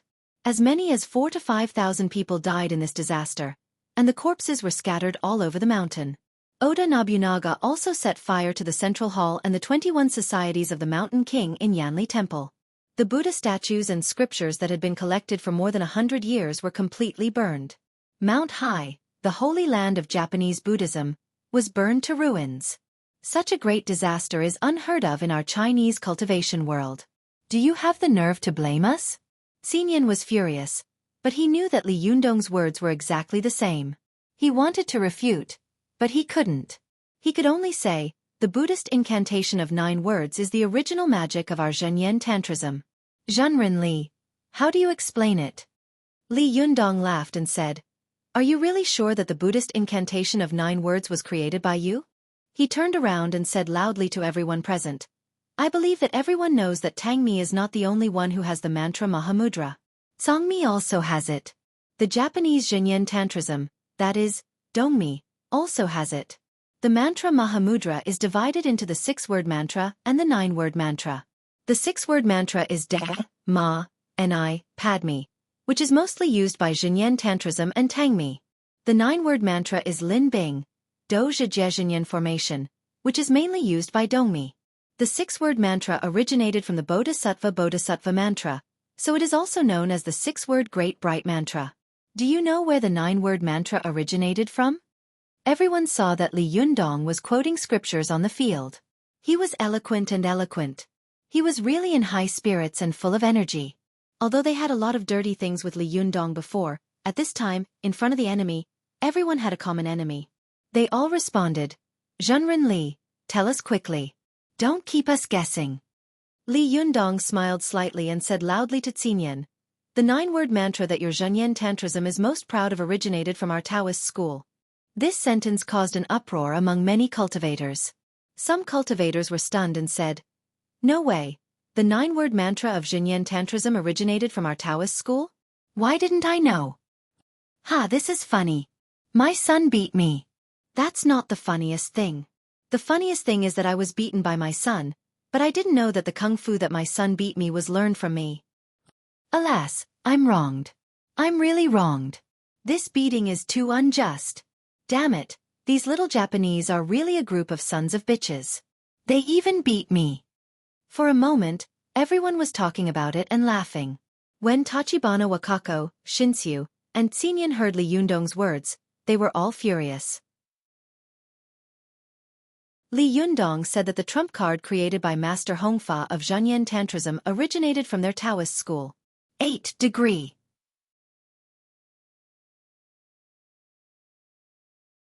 Chapter 504. Go to Watch Network. Xinyan shouted at Li Yundong with a face full of anger. B*****, how dare you say that the Buddhist incantation of 9 words created by our Grandmaster, Master Hongfa, came from your Taoist school? How ridiculous and shameless. Tachibana Wakako also rebuked angrily. How dare you? This is a rude offense to our Mount Koya. You must pay the price. Li Yundong scoffed at their accusations and anger. He cupped his hands and said to the crowd, Everyone, I wonder if anyone has read Gu Hong's book Biopuzi? The cultivators of the various sects laughed. Some of them were angry and laughed at Li Yundong. Zhenren Li, you look down on us too much. Biopuzi is an introductory book for cultivation, only below the inner canon of the Yellow Emperor. Since we are cultivators, how could we not have read it? Li Yundong smiled slightly and said, Since everyone has read it, I believe everyone knows that there is a saying in Biopuzi, inner part, etc. that it is appropriate to know the secret of Liujia before entering the mountain. Zhu said, Lin Bing and Do, all go forward in formation. Often when the secret blessing is given, there is nothing that cannot be avoided. I wonder if you have any impression of this sentence? Immediately, a cultivator said curiously, There is indeed such a sentence, but Zhenren Li, what does this sentence have to do with brother-in-law Zhang Yuan? Li Yundong said with a smile, Master Hongfa of Japan brought back many classic works from our mainland of China. When he was studying in China, he was also deeply influenced by Taoism, so he once copied the inner part of Gu Hong's Biopuzi. But who would have thought that he would be dazzled and actually copy the sentence, Lin Bing and Do, all go forward in formation into Lin Bing and Do, all go forward in formation. So when he went back, he accidentally created the so-called Buddhist incantation of 9 words of Dongmi. It's really a coincidence. Li Yundong's words made everyone laugh out loud, and some cultivators even fell down laughing. Go to the network. They all knew what Gu Hong had said, but none of them had expected that Li Yundong would say that this sentence was the source of the Buddhist incantation of 9 words of Dongmi. Zhang Ling looked at Li Yundong, amused and annoyed at the same time. She shook her head and said, Young people are really fearless. They dare to say anything. Ridiculous, really ridiculous. Li Yundong's words caused everyone to burst into laughter, but Xinyan, Tachibana Wakako, and the others were so angry that their bodies trembled. Xinyan saw that Li Yundong's words were really unconstrained and boundless. He had actually described the founder of Zhenyan Tantrism, Master Hongfa, as a cultivator with blurred eyes and crooked hands. The most terrible thing was that he had even quoted scriptures and had eyes and nose. No one would not believe him. Xinyan said angrily, "You Chinese cultivators should watch your words. Some things can't be said carelessly. You said that the Buddhist incantation of 9 words was copied wrongly by Master Hongfa. Do you have any evidence to prove this?" Li Yundong smiled and asked no. However, do you have any evidence to prove that Master Hongfa didn't copy wrongly at that time? When Li Yundong said that the Buddhist incantation of 9 words came from the book Bio Puzi, some old and prudent cultivators shook their heads secretly, feeling that it was a little inappropriate. However, when Li Yundong said these words, even the most profound people couldn't help shaking their heads and laughing, and some other young cultivators even laughed wildly. Ruan Hongling, who was sitting not far away, laughed out loud. She took Zi Yuan's arm and whispered, "Zi Yuan Shiji, Li Yundong is making trouble again. I thought that when his cultivation was higher, he would be more like a great cultivator. I didn't expect that a leopard can't change its spots." Last time on Mount Tianlong, he asked the cultivators present to hand over the evidence of Ao Wushuang and Ren Yuan Jindan. I almost died of laughter. I didn't expect that this time, he would do such a shameless thing without any evidence. Zi Yuan also broke into a smile and said with a smile, "This is the nature of a great cultivator. Freedom is the true way. Not sticking to one pattern is the way of immortality." Ruan Hongling laughed in a low voice and said, "Is this kind of shameless way of immortality? Zi Yuan Shiji, I think you have him in your heart. Naturally, everything he says is the true way, and everything he does is the way of immortality. He. Zi Yuan suddenly glared at Ruan Hongling with shame and anger and scolded in a low voice, "Shut up! Is this the place to say such things?" Ruan Hongling made a face at her and said, "Well, I'll go back and talk about it." Zi Yuan was so angry that her neck turned red. She turned her head away and stopped looking at Ruan Hongling. But when she looked at Li Yundong, her usually calm and indifferent eyes could no longer calm down. When Xinyan heard Li Yundong's words, even though his cultivation was deep and he was very calm, he couldn't help but be so angry that his nose was almost crooked. He suddenly became furious and flicked his sleeves, saying, "You only know how to take advantage of an ignorant child. Damn it!" Tachibana Wakako's eyebrows were raised, and her eyes were full of murderous intent as she shouted at Li Yundong, "How dare you speak so carelessly?" Li Yundong sneered without showing any weakness and said, "Then how dare you say that there are no masters in the Chinese continent?" Tachibana Wakako laughed angrily and said, "Haha, the cultivators in the Chinese continent who call themselves masters are vulnerable. Even Zi Yuan, who is known as the number 1, is no match for me. How dare you call yourself a master like this?" Li Yundong snorted and said, "The divine land of China is thousands of miles away, and there are many hidden dragons and crouching tigers. I don't know how many masters are cultivating in seclusion. How dare you be so arrogant after defeating a few young people? You are really arrogant and ignorant.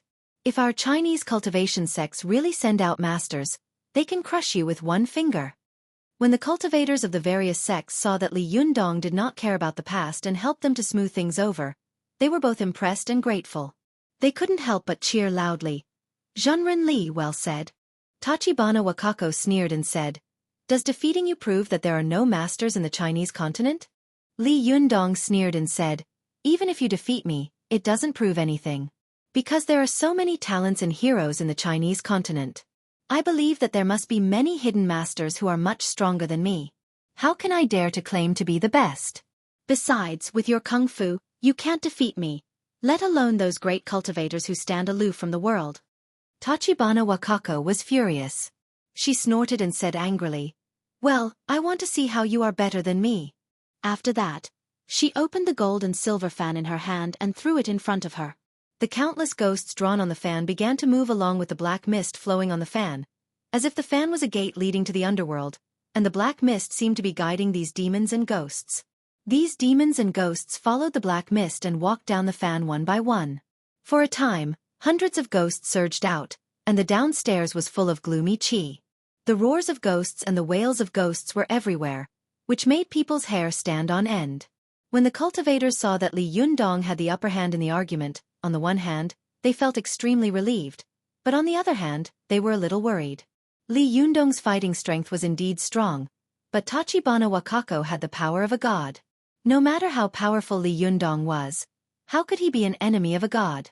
When Zhongling, Du Fei, and the other experienced and prudent cultivators saw that Tachibana Wakako was continuously releasing demons and ghosts, they all said to Li Yundong loudly, "Zhenren Li, hit her in the middle.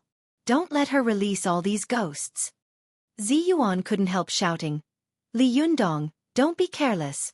However, Li Yundong seemed to turn a deaf ear to her. He squinted at Tachibana Wakako, as if he was waiting for her to use all her strength so that she would be convinced of her defeat. Seeing that Li Yundong was so arrogant, Tachibana Wakako became even angrier. The sound of her chanting seemed to make everything around her tremble. As Tachibana Wakako recited the spell, not only did the war soul undead she had summoned become more and more ferocious and terrifying, but even the demons and ghosts walking down from the fan became bloodshot. They stared at Li Yundong in unison, as if they were a group of devils who would choose people to devour at any time. Everyone saw that there were so many demons and ghosts standing on the field. Not to mention fighting, they could crush people to death if they rushed up. Those who were timid would have been scared to the point of peeing their pants. How could they have the strength to resist? With a loud shout, Tachibana Wakako waved the flag in her hand, pointed at Li Yundong, and shouted, "Die!" In an instant, all kinds of demons and ghosts roared and pounced on Li Yundong.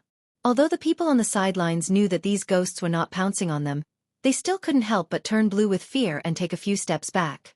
Some arrogant cultivators couldn't help but think, "So many demons and ghosts are pouncing on me. If it were me, how would I resist them?" Li Yundong sneered. He quickly pinched his fingers, and his 5 fingers turned into a few residual shadows. He quickly pushed his palm forward and made 3 Mahamudra in a row. These 3 Mahamudra were the Mahamudra of Vairocana, the Samaya Mahamudra of the Vajra realm, and the immovable fundamental seal. Li Yundong blasted out these 3 Mahamudra, but they only slapped in front of him. Golden light shot out from his hand, and a Mahamudra stopped in the air, as if it was frozen and suspended. The golden light emitted a dazzling light, like a golden wall of light. As soon as the ghosts summoned by Tachibana Wakako touched these powerful Mahamudra, they immediately wailed and turned into a puff of green smoke. It was as if snow had met the scorching sun and melted at the first touch. Tachibana Wakako was shocked. She said in shock, "Impossible. How can you break my night walk of 100 ghosts?" Li Yundong laughed loudly and said, "I have the 7 treasures of Buddha Dharma, and I also have the Taoist cosmic divine power. The righteousness of heaven and earth gathers in my heart, and the divine power of Buddha Dharma is hidden in the Ling Tai. How can I be afraid of a little demon like you? Not to mention 100 ghosts, even if thousands of ghosts come at me together, I will still be like a cool breeze blowing on a hill, unmoving." A terrifying light burst out of Tachibana Wakako's eyes. She said sternly, "How dare you? How dare you be so arrogant?" After that, her long black hair suddenly rushed up, and she waved the flag in her hand again. This time, what appeared in front of her were shining golden Vajra arhats. These Vajra arhats were in different postures. Some were holding Vajra scepters, and some were holding demon-subduing sticks. All of them were powerful and looked at Li Yundong with a murderous look. Su Chan, who was looking at the field worriedly, couldn't help but be shocked. What is this? How can she summon ghosts, and Arhat Vajra? Zi Yuan frowned. She took a deep breath and said, "The power of the Tachibana family is divided into 3 kinds. One is to summon the souls of the dead and ghosts to fight for them. The other is more superior, which is to summon the Vajra Arhat worshipped in Ligoino to fight for them. The best is to directly summon the gods to take over and personally participate in the battle." Su Chan asked worriedly, "Can Yundong win?" Zi Yuan had always been very confident in the Yundong, but at this time, she couldn't help but be a little shaken. She said nervously, "I don't know. If it were the old Li Yundong, he would have no chance of winning at all. But after he came out of the spirit space, I don't know how strong he has become. So, I don't know either." Su Chan, Zhou Qin, Zi Yuan, and the others all clenched their fists and looked at the field. They were extremely worried, and the cultivators of all the sects present also looked frightened. They saw that these arhats and vajras were all chanting scriptures, as if the small building had suddenly turned into a Buddhist land. The weapons in their hands were shining, and their bodies were full of pure and majestic Buddhist power.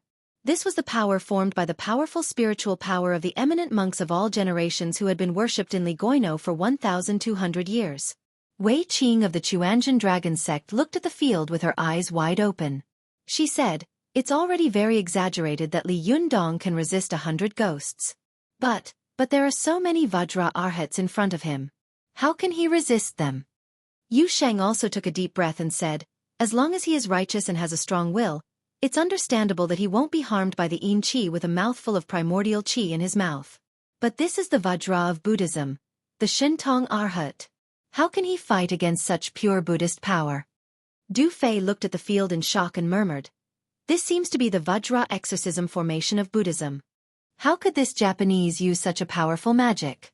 Is the Chinese cultivation world going to be humiliated like this today?" 8. Yeah.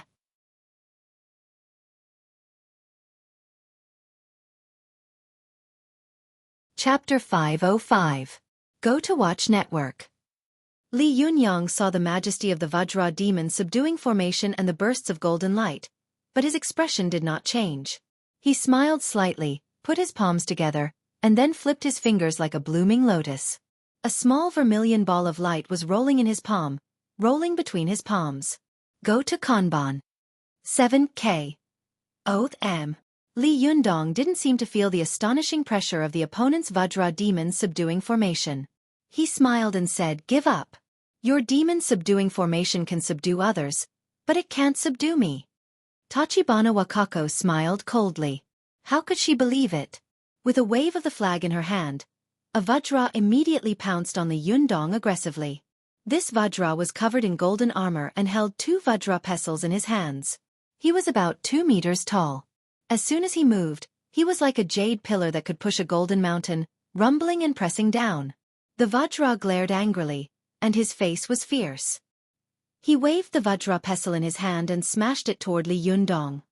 His strength was fierce, and his momentum was so fierce that the cultivators present felt fear in their hearts when they saw him from afar.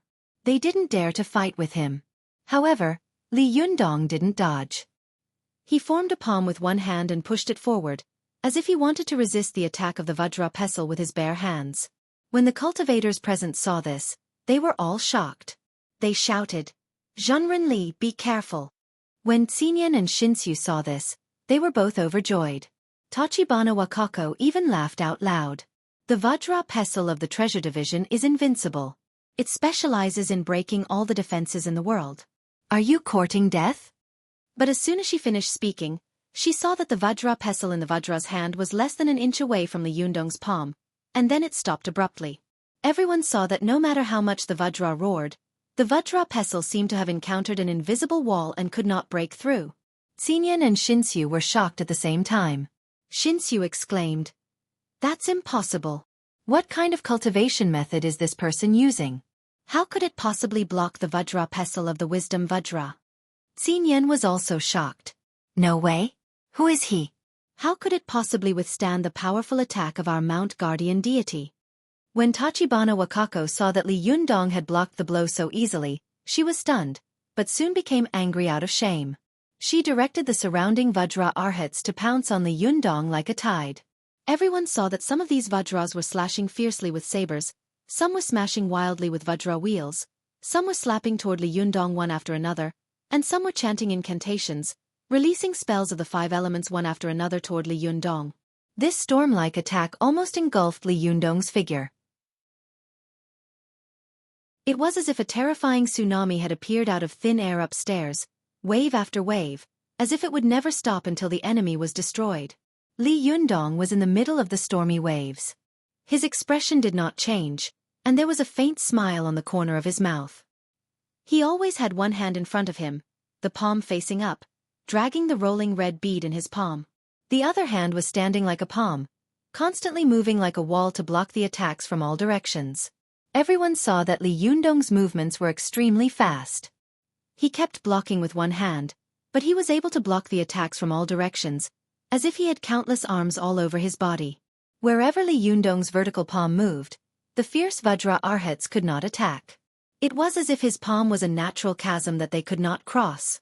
Tachibana Wakako saw so many Vajra Arhats surrounding Li Yundong and attacking fiercely, but Li Yundong's figure did not move at all.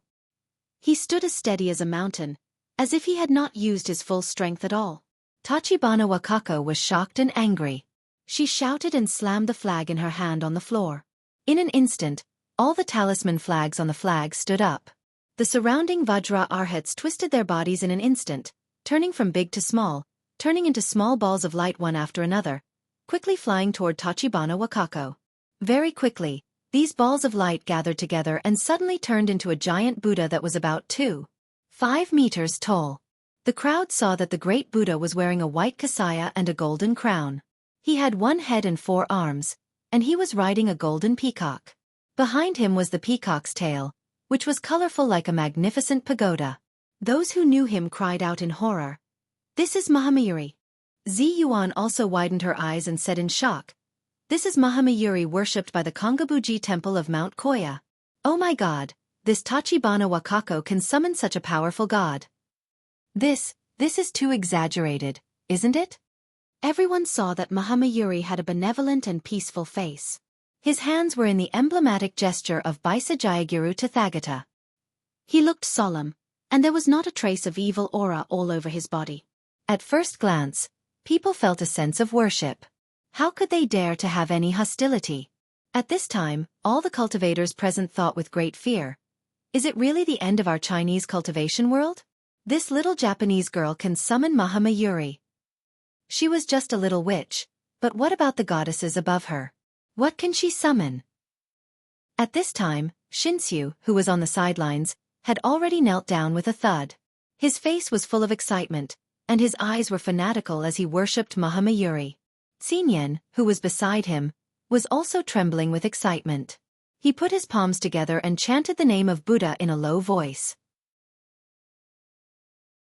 He said, "Amitba, Tachibana Wakako is actually comprehending the mystery at this time and stimulating all the potential of her bloodline. God bless Mount Koya, and God bless our Jinyen Tantrism." At this time, Tachibana Wakako was like a god looking down at the small common people. She shouted coldly, "In front of the true God, kneel down."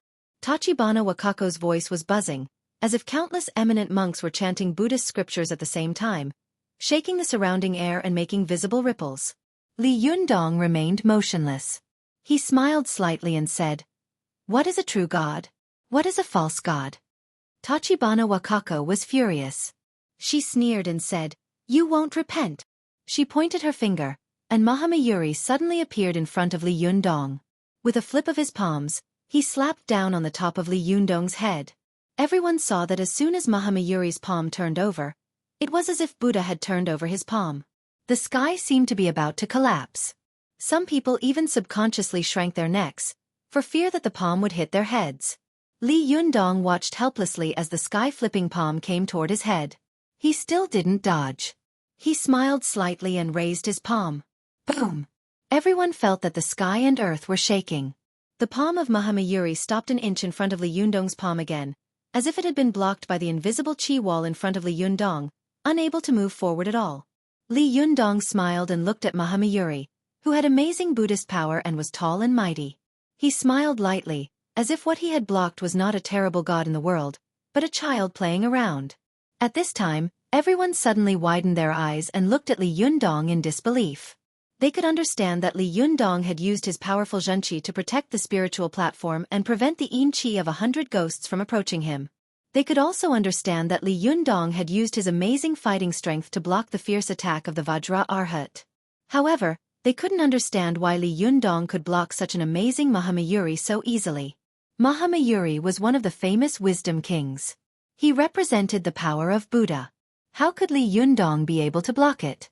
This was too terrifying, wasn't it?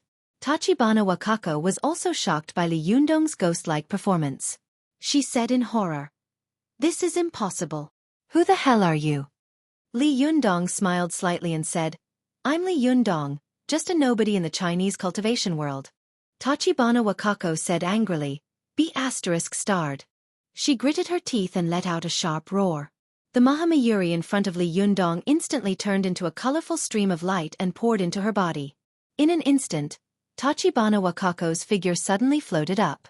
Her clothes fluttered without any wind, and her eyes emitted a dazzling white light. The surrounding air was constantly twisting and rubbing, constantly making crackling electric currents and explosions. Everyone was shocked. They knew that Tachibana Wakako was going to risk her life. Zi Yuan also clenched her fists and gritted her teeth. This is the highest summoning skill of a witch. Both Su Chan and Zhou Qin subconsciously widened their eyes.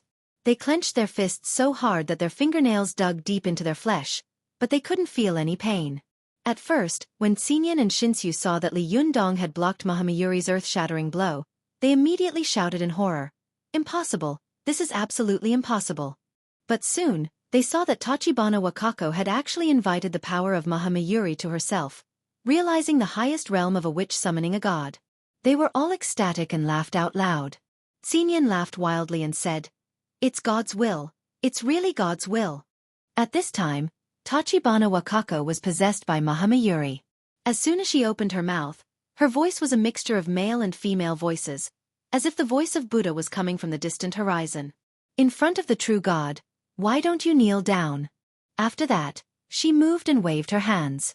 In the blink of an eye, 2 arms became 4 arms, 4 arms became 8 arms, and soon there were countless arms.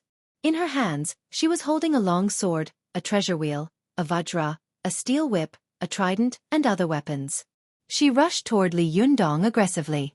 Li Yundong saw that Tachibana Wakako had attacked again and again.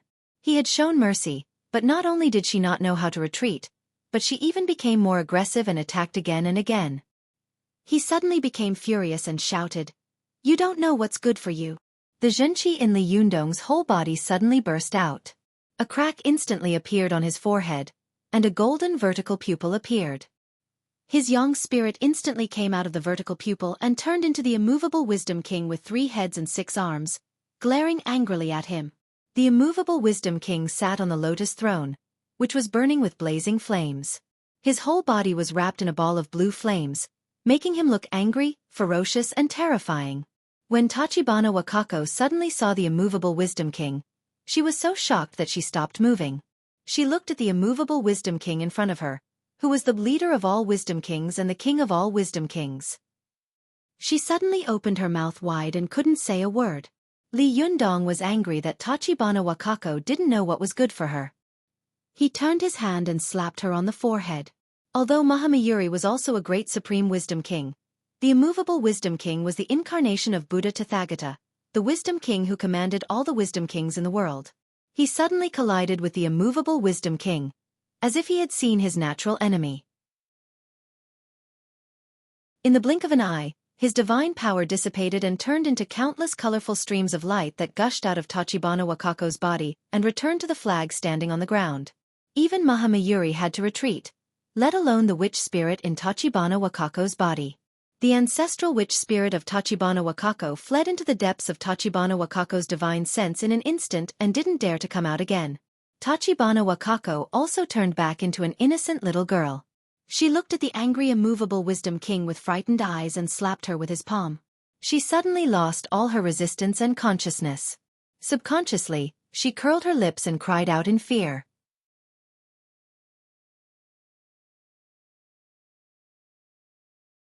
Chapter 506. Go to watch net. Li Yundong's palm had originally wanted to take Tachibana Wakako's life, but when it hit her head, she was so scared that she burst into tears.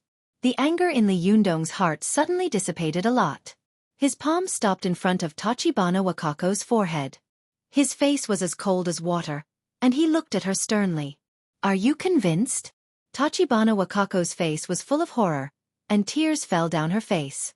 She nodded like a chicken pecking rice. "I'm convinced. Don't hit me." Li Yundong didn't know whether to laugh or cry. Tachibana Wakako's crying made him feel like he was bullying a child, but his expression was still dignified. He stared at her coldly and asked, "Are there any masters in mainland China?" Tachibana Wakako raised her head and looked at the terrifying and majestic vertical eye on Li Yundong's forehead. Her teeth were chattering, as if a little sheep had seen a lion or a fierce tiger. She stammered and cried, "Yes, you are a master." Li Yundong nodded. He withdrew his palm, and the young spirit, which had turned into the immovable Wisdom King, quickly went back along his glaring vertical eye. Go to watch net. As soon as Li Yundong's young spirit entered his body, the vertical eye on his forehead slowly closed and gradually disappeared. Tachibana Wakako saw that Li Yundong's forehead was smooth, as if the terrifying Wisdom King's eye had never appeared. However, Tachibana Wakako no longer dared to underestimate Li Yundong, nor did she dare to be disrespectful or offensive to him. She looked at Li Yundong as if she had seen her natural enemy, and her eyes were full of awe and fear. In Buddhism, the Tathagata Gautama Buddha was the most powerful. Although the Tathagata Gautama Buddha had boundless Buddhist power, he was merciful and restrained himself from anger. He could even feed an eagle with his own body. Therefore, the Tathagata Gautama Buddha would not personally fight. Even if he encountered the monkey son, he would only teach him a lesson with a flip of his palm. However, if the Tathagata Gautama Buddha was attacked by demons and ghosts, or if he encountered the terrible difficulties of Buddhism, the Tathagata Gautama Buddha's anger would turn into Wisdom Kings. In the world of Buddhist cultivation, whether it was ancient Indian Buddhism, Chinese Buddhism, Tibetan Buddhism, or Japanese Buddhism, these different schools of Buddhism recognized the Akalanatha as the most powerful Akalanatha. When other gods saw him, they would have to bow down to him. Japanese people had always worshipped the strongest, so most of the statues in the Kongabuji Temple in Ragoino were of the immovable Wisdom King. In the entire Ragoino Mountain Temple, all the statues were not as many as the statues of the immovable Wisdom King. Even the statue of Tathagata Buddha, who had the highest status, was not as many as the statues of the immovable Wisdom King. It could be said that Mount Koya was the Taoist field of the immovable Wisdom King. Tachibana Wakako had grown up in Mount Koya, and her awe and worship of the immovable Wisdom King had been deeply rooted in her heart. Therefore, when she suddenly saw the Wisdom King's Fa's hen, she was immediately scared and lost any ability to resist. The most important thing was that the vertical eye on Li Yundong's forehead emitted a majestic and awe-inspiring light. This kind of light represented an overwhelming power, making her unable to move even if she wanted to be his enemy. In Tachibana Wakako's subconscious, a thought suddenly flashed through her mind. Is this person the reincarnation of the immovable Wisdom King? Otherwise, how could he have the divine power of the immovable Wisdom King's Fa's hen? However, Tachibana Wakako could see his Wisdom King's vertical eye when facing Li Yundong, but the others behind Li Yundong could not see it. They did not know that what really deterred Tachibana Wakako was the Wisdom King's eye on Li Yundong's forehead. They only saw that Li Yundong's young spirit body suddenly turned into a statue of a god with 3 heads and 6 arms, and with a palm, he slapped at Tachibana Wakako, who was so scared that she burst into tears. Everyone was dumbfounded, and they couldn't help but laugh. They said it can't be, right? She was beaten to tears? What the hell? Don't you know how to bleed or not cry?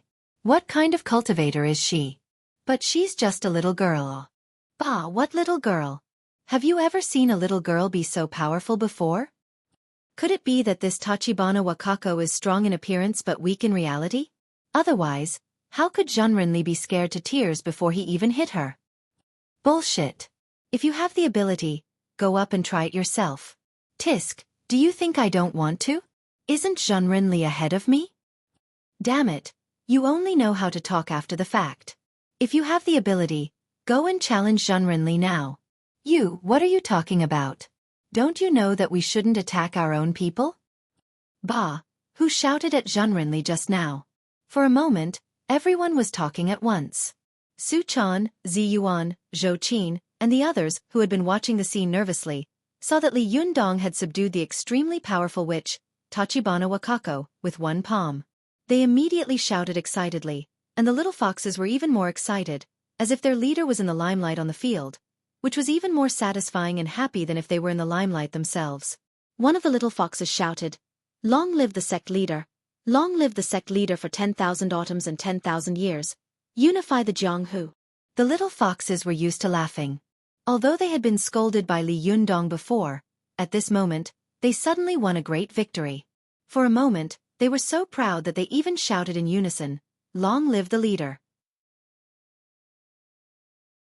Long live the leader and unify the Jianghu. When they shouted, Su Chan and Ruan Hongling didn't feel anything. Instead, they smiled, but Zi Yuan and Zhou Qin were stunned at the same time. They quickly glanced at the cultivators of the various sects around them. Fortunately, at this time, the cultivators of the various sects were immersed in the joy of the victory, and not many people noticed this sentence. Zi Yuan and Zhou Qin breathed a sigh of relief. After Li Yundong withdrew his palm, he said to Tachibana Wakako, "Let me tell you, there are countless hidden dragons and crouching tigers in China. Even I am not a master. You have never seen a real master, and neither have I. Therefore, don't look at the divine land with the eyes of a frog at the bottom of a well. Otherwise, you will only humiliate yourself." Tachibana Wakako wiped her tears and nodded subconsciously. "I see, I won't do it again." Li Yundong saw that she was crying pitifully. He was originally a person who had tender feelings for the fairer sex. His heart softened, and he sighed secretly. He turned to the cultivators of the various sects and said, "Everyone, I think we should just let this matter go. What do you think?" The cultivators of the various sects looked at each other and thought to themselves, "You, Zhenren Li, won this battle. Of course you can say what to do." Everyone responded loudly, "Zhenren Li, let's do as you say." Although the people of the Qingqing sect and the Zhangyi school, who had been beaten the most miserably, were unwilling, at least Zi Yuan had taught Xinxiu a lesson. Li Yundong had also beaten their witch until she cried on the spot. Cultivators valued their reputation the most. They would rather die than lose face, so they also echoed, "Zhenren Li, you make your own decision." Li Yundong nodded, then turned to Wang Jinyuan and said, "Master Wan, what do you think?" Wang Jinyuan saw that Li Yundong had won a great victory. Not only did he not pursue the previous coercion of the crowd, but he also took care of the faces of the major sections. The most surprising thing was that he was so respected by everyone. Not only was he not complacent, but he was also careful enough to turn around and ask for his opinion. It could be seen that this person's heart was beautiful and shrewd. He really couldn't be taken lightly. Wang Jinyuan was very vigilant. "I'm afraid that the old fox has chosen the wrong person. Li Yundong is young, but he has such a high bearing. I've never seen such a person in my life. Such a person will definitely not be willing to be controlled by others and be a puppet." Although Wang Jinyuan was alarmed in his heart, he said with a smile on his face, "Zhenren Li, you're really polite. With your divine power, you not only saved the face of the various sects in the cultivation world, but also won glory for the Chinese cultivation world. As a spectator, how can I say anything?" Li Yundong smiled slightly and said, "Master Wan, you are the host of this Taoist assembly. Of course, I have to listen to your opinion." Although Wang Jinyuan was on guard against Li Yundong, he still felt proud when he heard this. He was overjoyed and said with a smile, "Well, I'll say something for your reference, Zhenren Li." Li Yundong smiled and said, "Master Wan, please go ahead." Wang Jinyuan smiled and said, "Let the 3 pure ones become the 3 pure ones, and let the Buddha return to the Buddha. Let them go back to where they came from." Everyone laughed and shouted at Tachibana Wakako, Xinxiu, and Xinyan, Japanese, "Get out of here." Xinyan and Xinxiu were ashamed and angry at the same time. They stood where they were with red faces and ears. Xinyan shouted at Tachibana Wakako, "Tachibana Wakako, let's go." Tachibana Wakako lowered her head, put away her powerful magical weapon, and then walked toward Xinyan with small steps. But after a few steps, she turned around and muttered as if she wanted to ask Li Yundong something. But when the words came to her mouth, she swallowed them back. Tachibana Wakako looked at Li Yundong in awe. Finally, she turned around and walked at Xinyan with small steps. She lowered her head and followed him down the small building. As she walked, she repeatedly muttered in her heart, "Is he the reincarnation of the immovable Wisdom King?" Xinyan's face was livid, and he put his hands in his sleeves. When the 3 of them were far away, Xinyan turned his face and scolded Tachibana Wakako with an ugly expression, "Baka! Tachibana Wakako, how can you lose without fighting? You were actually scared to tears by him. You really lost face for our Mount Koya. Did you stay in the Okunin for nothing? Can't the power of the ancestral gods give you the courage to fight? If I were you, I would have committed suicide on the spot. This is really a great shame that I haven't seen in 100 years." Tachibana Wakako's eyes were full of tears when she was scolded by Xinyan. She couldn't help arguing in a loud voice. But this guy is too strong. I'm no match for him. Xinyan flew into a rage. How strong can he be? Isn't it just a young spirit statue with 3 heads and 6 arms? That's what he visualized. The young spirit of a Taoist cultivator can transform into any shape. It only has the appearance, but it doesn't have divine power. How can you be so easily frightened? You disappoint me so much. Shinsu, who had been silent all this time, couldn't help but blame. Miss Tachibana Wakako, it's not that I want to criticize you, but although you are a witch, you are also the best of the warriors who have inherited the spirit of our Yamato people. How can you lose without fighting? Tachibana Wakako cried, but there is also a vertical pupil on his forehead. As soon as the spirit of Mahamayuri that I summoned saw his vertical pupil, it went back into the 8-part divine streamer. The spirit of the ancestors which also didn't dare to come out. What could I do? Xinyan was stunned. There is also a vertical pupil on his forehead? Tachibana Wakako said loudly. Yes, the gaze in the vertical pupil on his forehead is too scary. I just took a look at it and I couldn't move. Xinyan was shocked. Why didn't I see it? Tachibana Wakako felt wronged by Xinyan's scolding. She shouted at Xinyan. He has his back to you. Of course you can't see it. Xinyan looked at Tachibana Wakako in surprise. He couldn't help but take a deep breath. Vertical pupils can appear on his body? Is this the Dharmakaya of Wisdom King? Tachibana Wakako wiped her tears and said, I think so too, but I didn't dare to ask. Xinyan's face darkened and he said in a low voice, what Tachibana Wakako said is not impossible. Otherwise, why couldn't so many ghosts and Vajra get close to him just now? And why did Mahamayuri disappear automatically when he got close to him? If he wasn't the immovable Wisdom King, how could he resist the power of a true god like Mahamayuri? Shinsu, who was standing to one side, was stunned.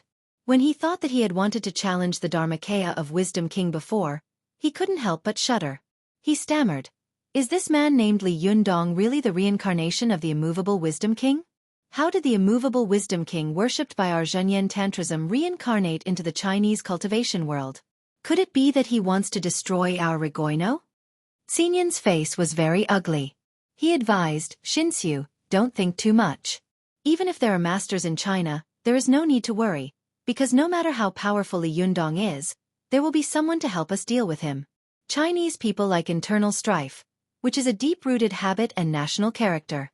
For them, the real trouble is not outsiders like us, but their own people, even this Li Yundong. After that he sighed, stroked Tachibana Wakako's hair, and said softly, I'm sorry, Tachibana Wakako, I misunderstood you.